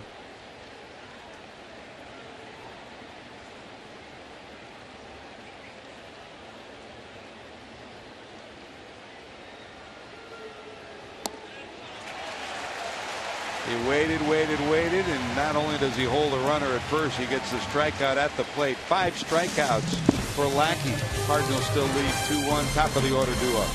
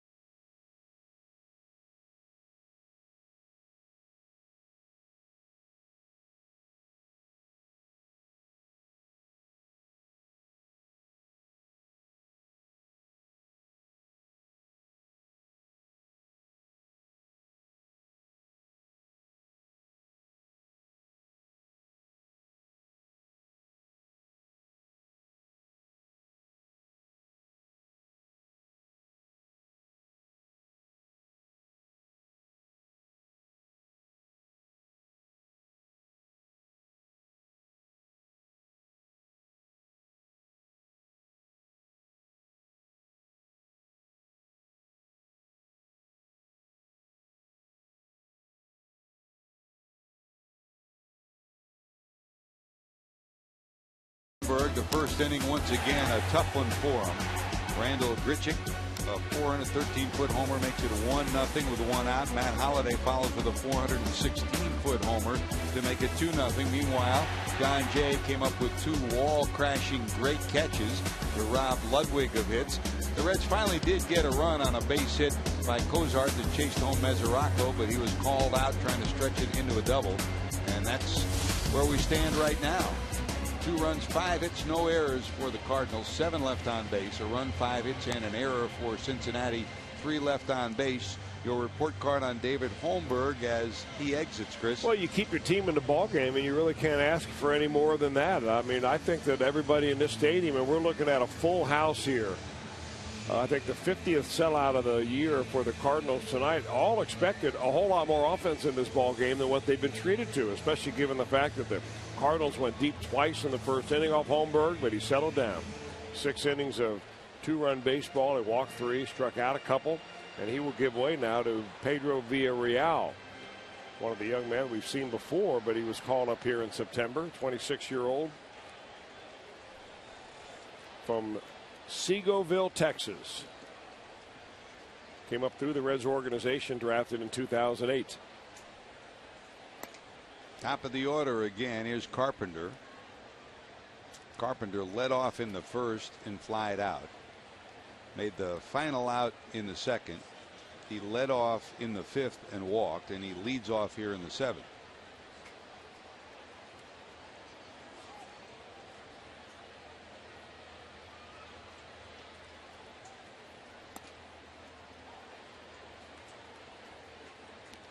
No balls, 2 strikes. Make it a final. Pirates beat the Brew Crew 4-2.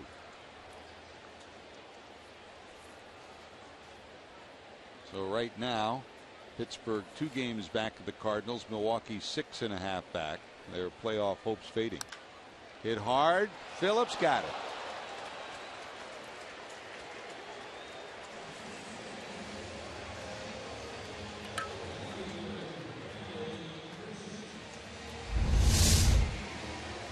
Well, you got to be ready all the time, and Brandon is that kind of ready.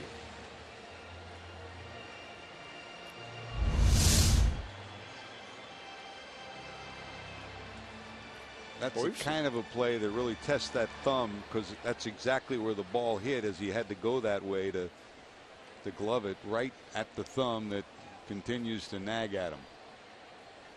1 away. Here's Grichuk. The homer in the first, robbed of a hit on a great play by Cozart in the 3rd, struck out looking in the 5th.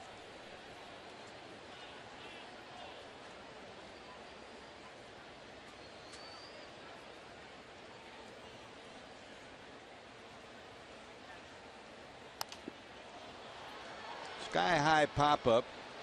Cozart calling.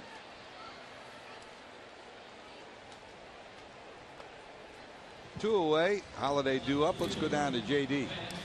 Well, talking with manager Brian Price all season long, he's often asked about young players who have perhaps played or pitched their way into contention for that 2015 roster. And you guys have mentioned Christopher Negron. Jumbo Diaz is an obvious choice. And he never really will come out and say which guys and talking about the roster next year. But reading between the lines, the other guy is this guy on the mound right here. Pedro Villarreal has impressed a lot of people. And the Reds looking for middle relief help next year. Got a very good shot if he finishes out the month strong.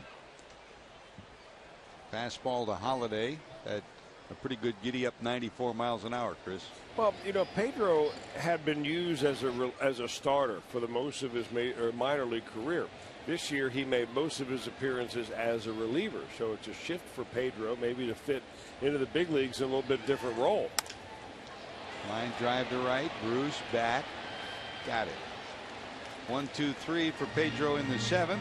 Reds running out of outs. They got 6 left to try to go on the board. They trailed 2-1. Cozart to lead it off.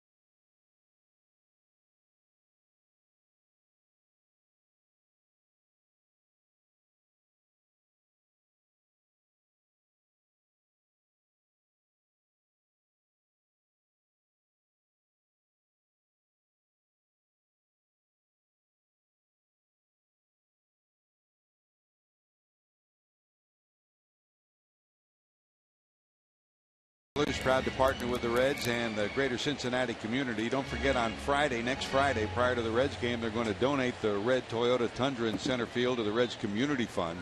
The Tundra will be used at the new P&G Cincinnati MLB Urban Youth Academy, and it's all compliments of your Cincinnati and Northern Kentucky Toyota dealers.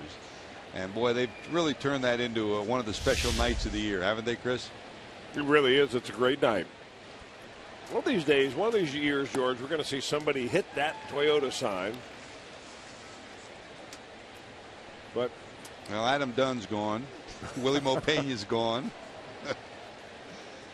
It takes a mammoth blast, no doubt. It does. The only other thing we have to worry about is while we're away, if Jesse Jackson finds a way to get up there and drive that thing off, he'll take it home. Will not take a mammoth blast to tie this up. Just any kind of a little bit of a rally the Reds can try to put together. Deeper into the game, it seems like Lackey's got much better feel of his breaking pitch than he did early on. I don't think there are a lot of people in this ballpark that thought that we would be in the 8th inning and you would still see John Lackey on the hill. 1 ball, 2 strikes to Cozart. 2 for 2, 2 singles. That's up high. This is the John Lackey that the Cardinals hoped they were getting.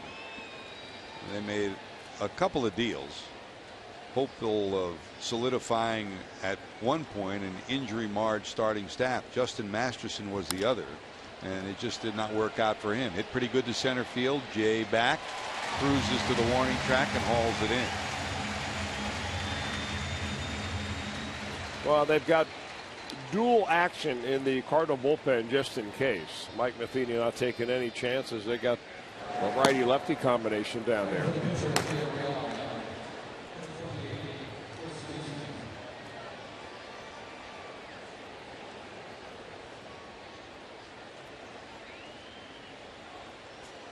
Manageable pitch count to him in the low 80s as we're in the 8th inning. That's amazing. Yeah, it's what do we talk about at the start of tonight's game? Well, I mean, he's a strike thrower. I mean, in one respect, you can see why he has such a low pitch count overall, because he's thrown a lot of first pitch strikes. But the Reds have also made some outs early in the count on some bad pitches. Frazier is twice in the first 2 at bats chased some pitches off the plate, popped them both up to the third or the first baseman. Well, you got a guy like John Lackey with his kind of experience and good command of the breaking ball. He's going to make you swing at pitches just like that.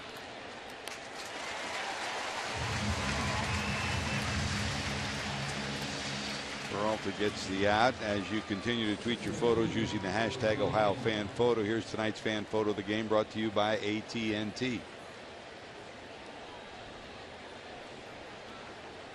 It's the Zach attack. There's Cozart in the middle. Thanks, Brian. Good one. Another pinch hitter. I see retired. There's 2 away here in the 8th, and here's Hamilton back to the top of the order. Bounce back through the middle, and the Reds finally get their leadoff hitter on. Sitting on 56 stolen bases is Billy Hamilton. All right, now here's where the cat and mouse game really begins, and Billy Hamilton's got to be ultra aggressive here. Does he With go 2 to the outs, bullpen? you've got to go first pitch, second pitch, one of those 2. The first pitch you may assume is going to be a pitch out, and it's probably not going to come from John Lackey, because here comes Mike Matheny. Bringing the lefty To face Pena, turn Pena around, and maybe even get to see a pinch hitter up here. So now not only between the pitcher and the first base runner, cat and mouse, but also now between the managers. So John Lackey will exit to a standing ovation from the 45,074. 50th sellout of the season for the Cardinals, and Lackey's pitched great. Reds have the potential tying run on. Time for our Skyline Chili call to the bullpen. You're watching Reds baseball on Fox Sports Ohio.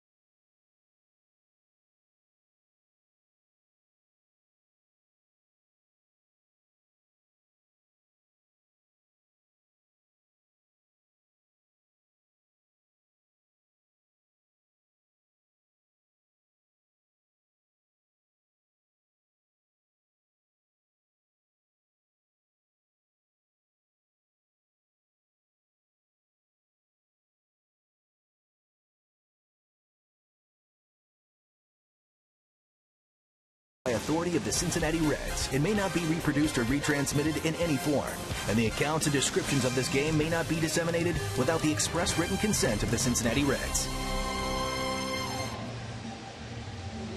Back in St. Louis, the Reds have the potential tying run on. John Lackey's pitched brilliantly, 7 2/3, 6 hits, 1 run right now, and 5 strikeouts, and they bring in the lefty with the speedy Billy Hamilton on first base.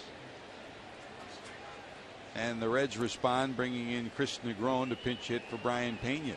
So Negron, the right-handed swinger, middle of the infield, pinch towards second with the right hand hitting Negron up, and they'll toss over to first. So a twofold method here: get Pena out of there, and also try to keep Hamilton as close as you can to second for Freeman, Chris. Well, Negron's got to be figuring he's going to take a pitch. You've got to let Billy have at least a chance to get to second base here.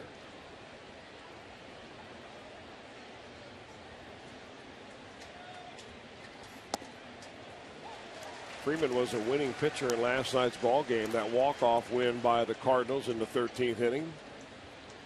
Pitched a scoreless inning in that.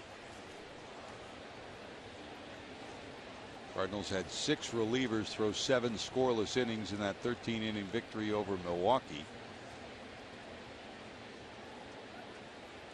Freeman, good athlete, quick move to the plate.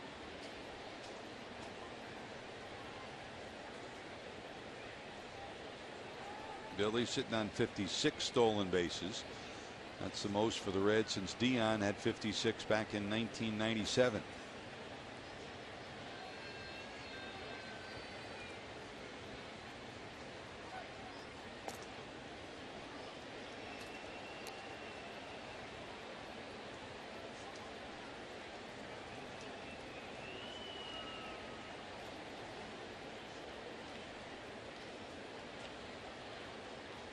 Strike 1 to Negron.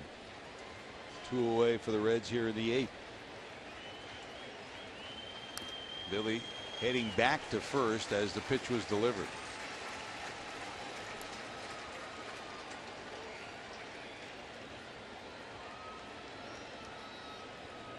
Of the left-handers in this bullpen, Freeman is probably the quickest to the plate, and combine that with Molina, who's thrown out 48% of the runners. Not an easy guy to steal. Well, Freeman's given up 1 stolen base, and they've thrown 1 out.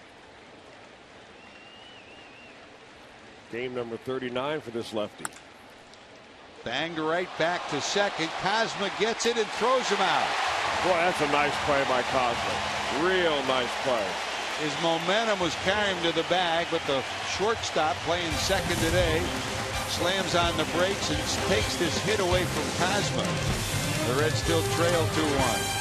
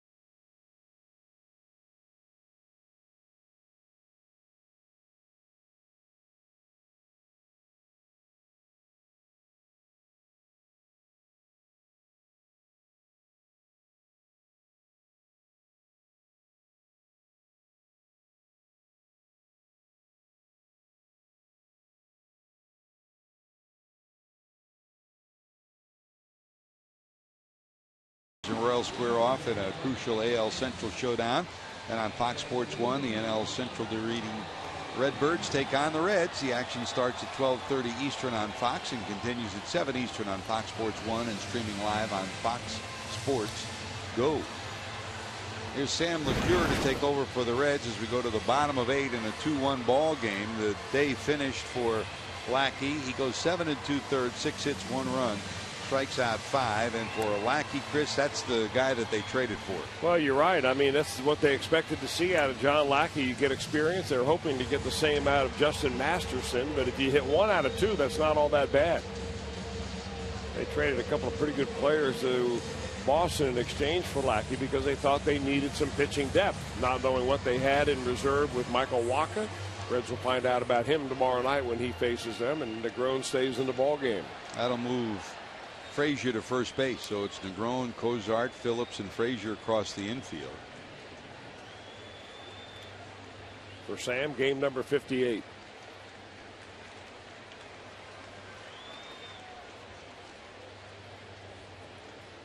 Here's Peralta, the shortstop, struck out, hit by a pitch on a 3-2 delivery, and then fly to right.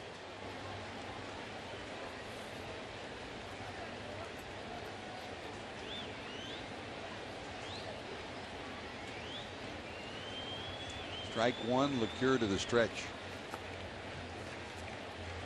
Looking at the 9th, Frazier, Mesoraco, Phillips due up for Cincinnati. Tomorrow it'll be Mike Leake going against Michael Wacha.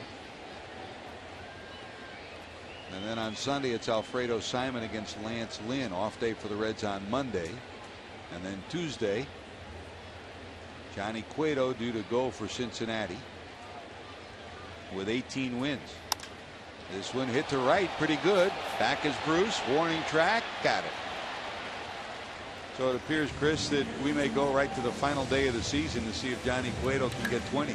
Well, you know, it would be interesting that depending on how things play out, the Reds will be playing the Pirates that day. Would it mean that the Pirates have to beat Johnny Cueto on the last day to get into the playoffs?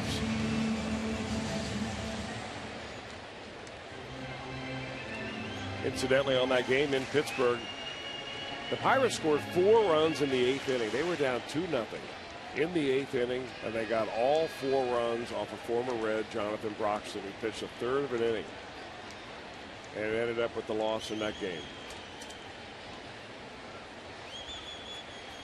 Rough stretch for that Brew Crew. At this moment, they're 6.5 back of the Cardinals. And in the wild card hunt, 4 games back.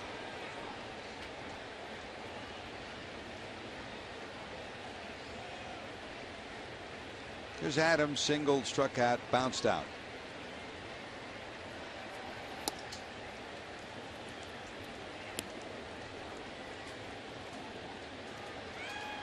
The changing fortunes.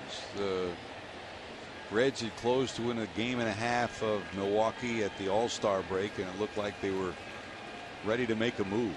But that 7-game losing streak right after the break really spelled the fate for the Reds. This one hit pretty good to right. Back is Bruce, looking up, warning track, reaching up, and he got it. There are just simply no hits out there tonight, folks. Man, great defense from both ball clubs. Bruce tracks that down. 2 away. We have seen tremendous infield play. We've seen 2 or 3 really good outfield catches. 2 by the center fielder of the Cardinals, John Jay. This one, Jay Bruce on the run. Ball kept going and going, and Bruce in stride. Touchdown. Great catch by Bruce, 2 away, and here comes Molina. Yachty bounced into a fielder's choice, line to center and single to center, and then was out trying to advance to second on a ball in the dirt on a great recovery by Mesoraco behind the plate and a great pick out of the dirt by Phillips at second.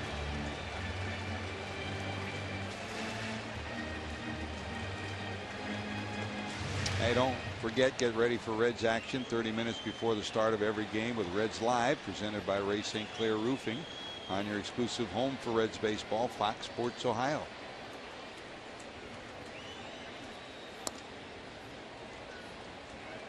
And by the way, while we congratulate everybody back in the studio in Cincinnati.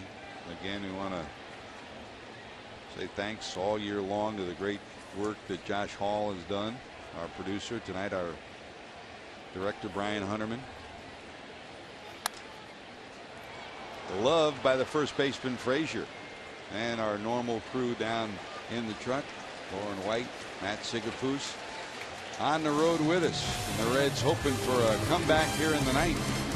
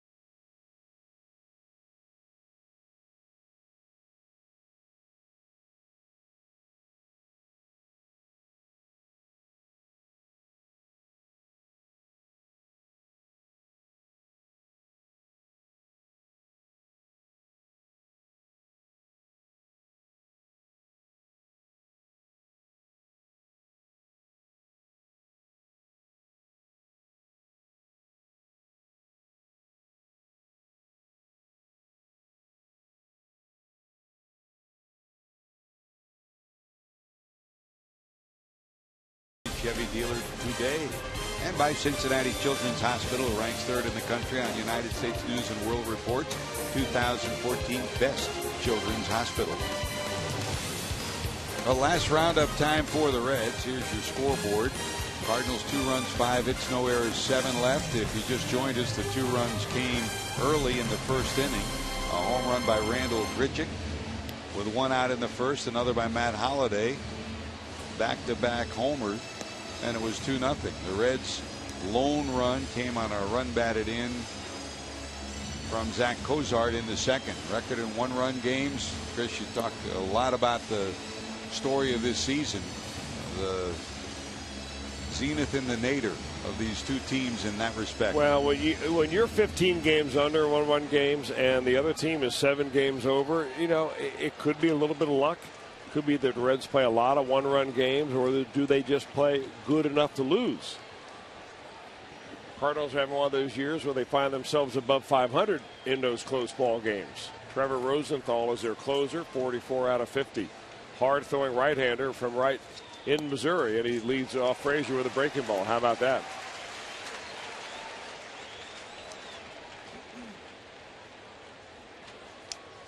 Rosenthal to Frazier. Frazier on the night popped up twice and fly to center. Frazier in his career 1 for 9 against Rosenthal, the hard thrower. I mean, nobody throws more 100-mile-an-hour fastballs than Chapman, but Rosenthal isn't far behind like that. 98, 1 and 2.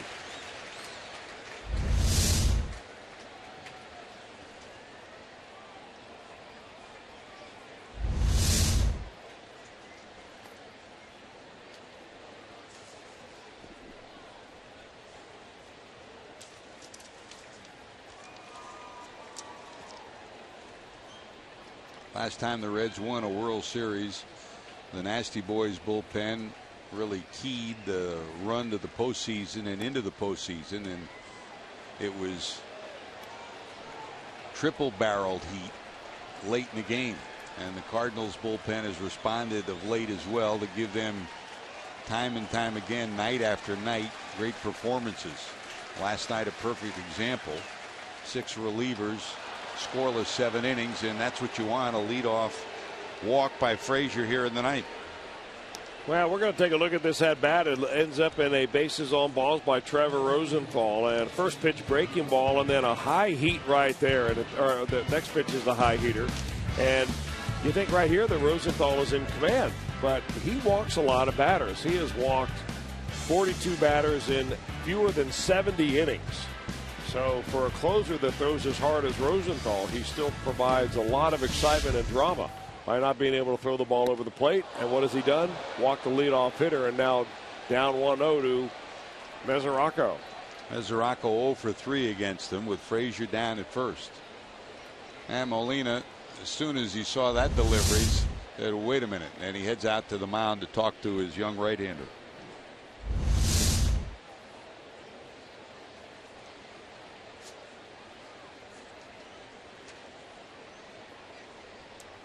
Tell you what, one guy doing the talking and the other guy doing the listening.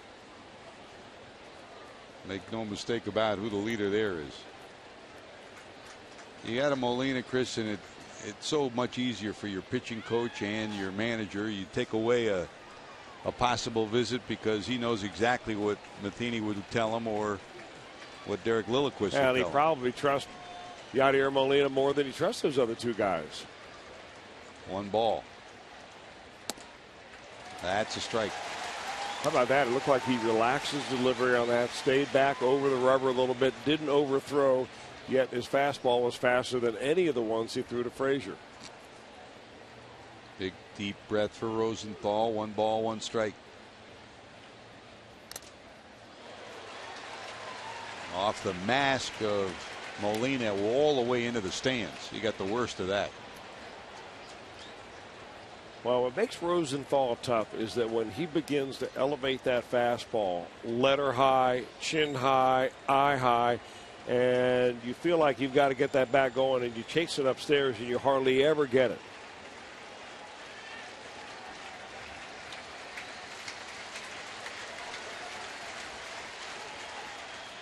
In the dirt, and it's 2-2.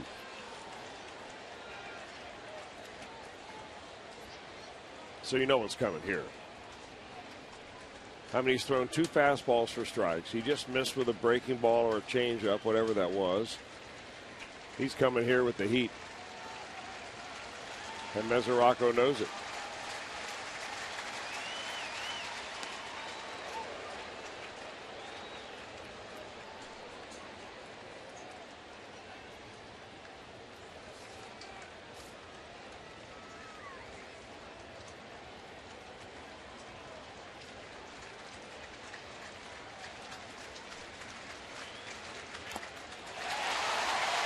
Change up again.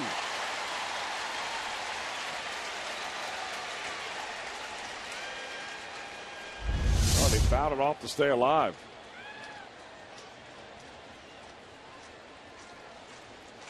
He's got a piece to hang in. Try it again. 2-2.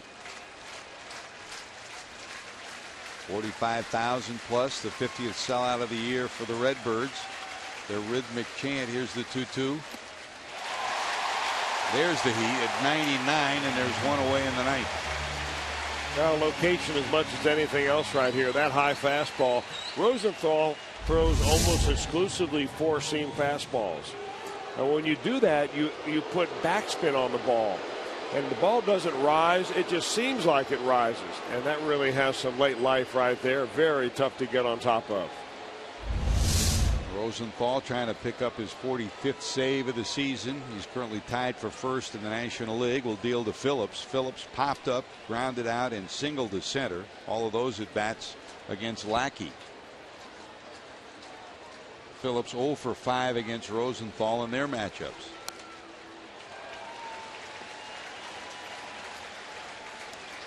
Strike 1 from the big right-hander.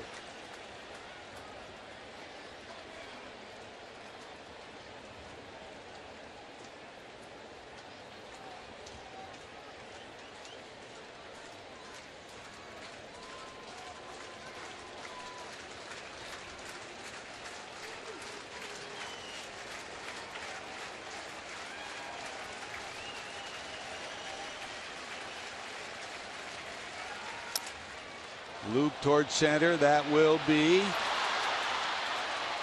in there for a hit, and here's Frazier going all the way to third, so it's first and third for the Reds. So Phillips keeps the Reds alive, first and third, with one out here in the ninth, and that'll bring up Jay Bruce.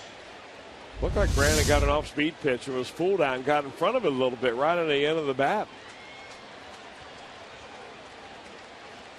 The difference, that step that Cosmo was in tight for the possible double play. If he's back in normal depth, he probably gets to it. This is a visit from Mike Matheny, not from Derek Lilliquist. And that'll be it. So Rosenthal's night is done. He will not pick up a save on this night. Matheny trying to hammer down a victory. Will bring in the left-hander to face Bruce. And while the pitching change takes place, we'll take time out for these messages. You're watching Reds baseball on Fox Sports Ohio.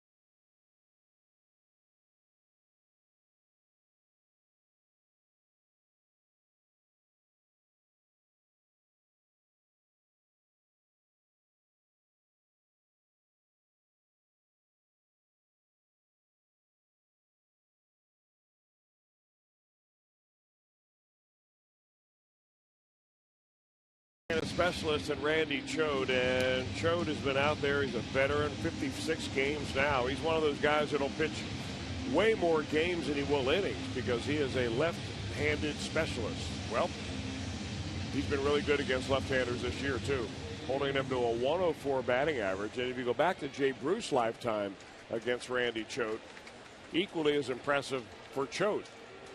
11 at-bats, 1 hit. And 1 run batted in, 7 strikeouts for Jay Bruce. So Bruce steps in there with that 1 for 11 marker at 091. The tying run down at second, the go-ahead run down at first with 1 out. So the middle of the infield double play depth for Bruce, who's single, lined out, and lined out. Breaking ball wide. All you really need out of Jay Bruce right here, you don't need a base hit, you don't need a home run. You keep it going here with a base, with a fly ball into the outfield. You stay back, knowing that you're going to get some kind of soft, little curvy, slurvy stuff coming up there. You resist the temptation to get out in front. Choate to the stretch. Short lead down at first for Phillips. That's a frisbee. 1 ball, 1 strike.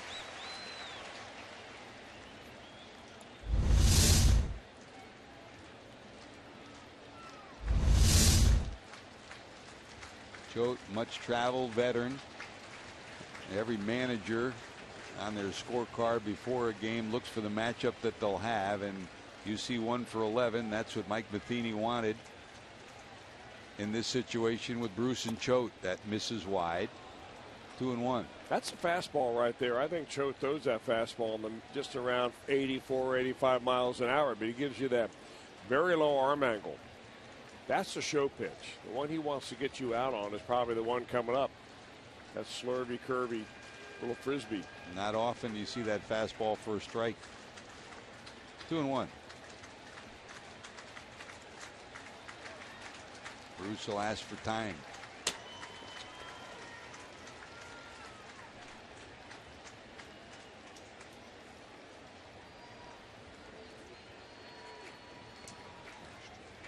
Ryan Ludwig on deck. Frazier off third, Phillips off first.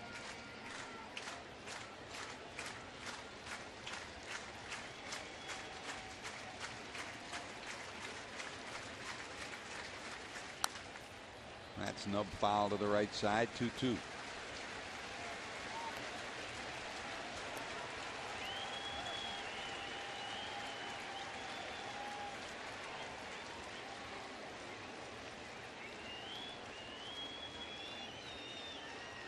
Not much the Reds have been able to hang their hat on for the last month or so.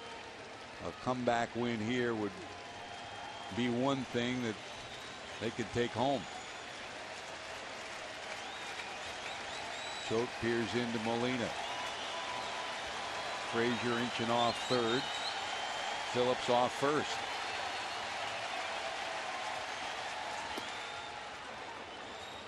And we'll go full 3-2.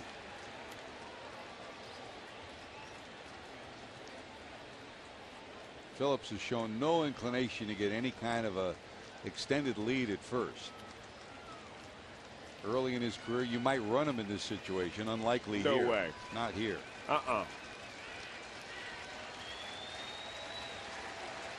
Short lead for Phillips. Frazier off third. 3-2, one out. Two away.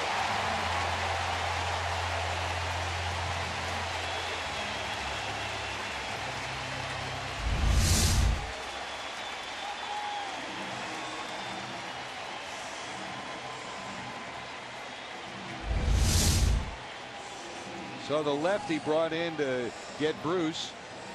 He does. Now 1 for 12 is Jay against Choate. And with Ludwig due up, he'll go back to the bullpen and bring in a right-hander.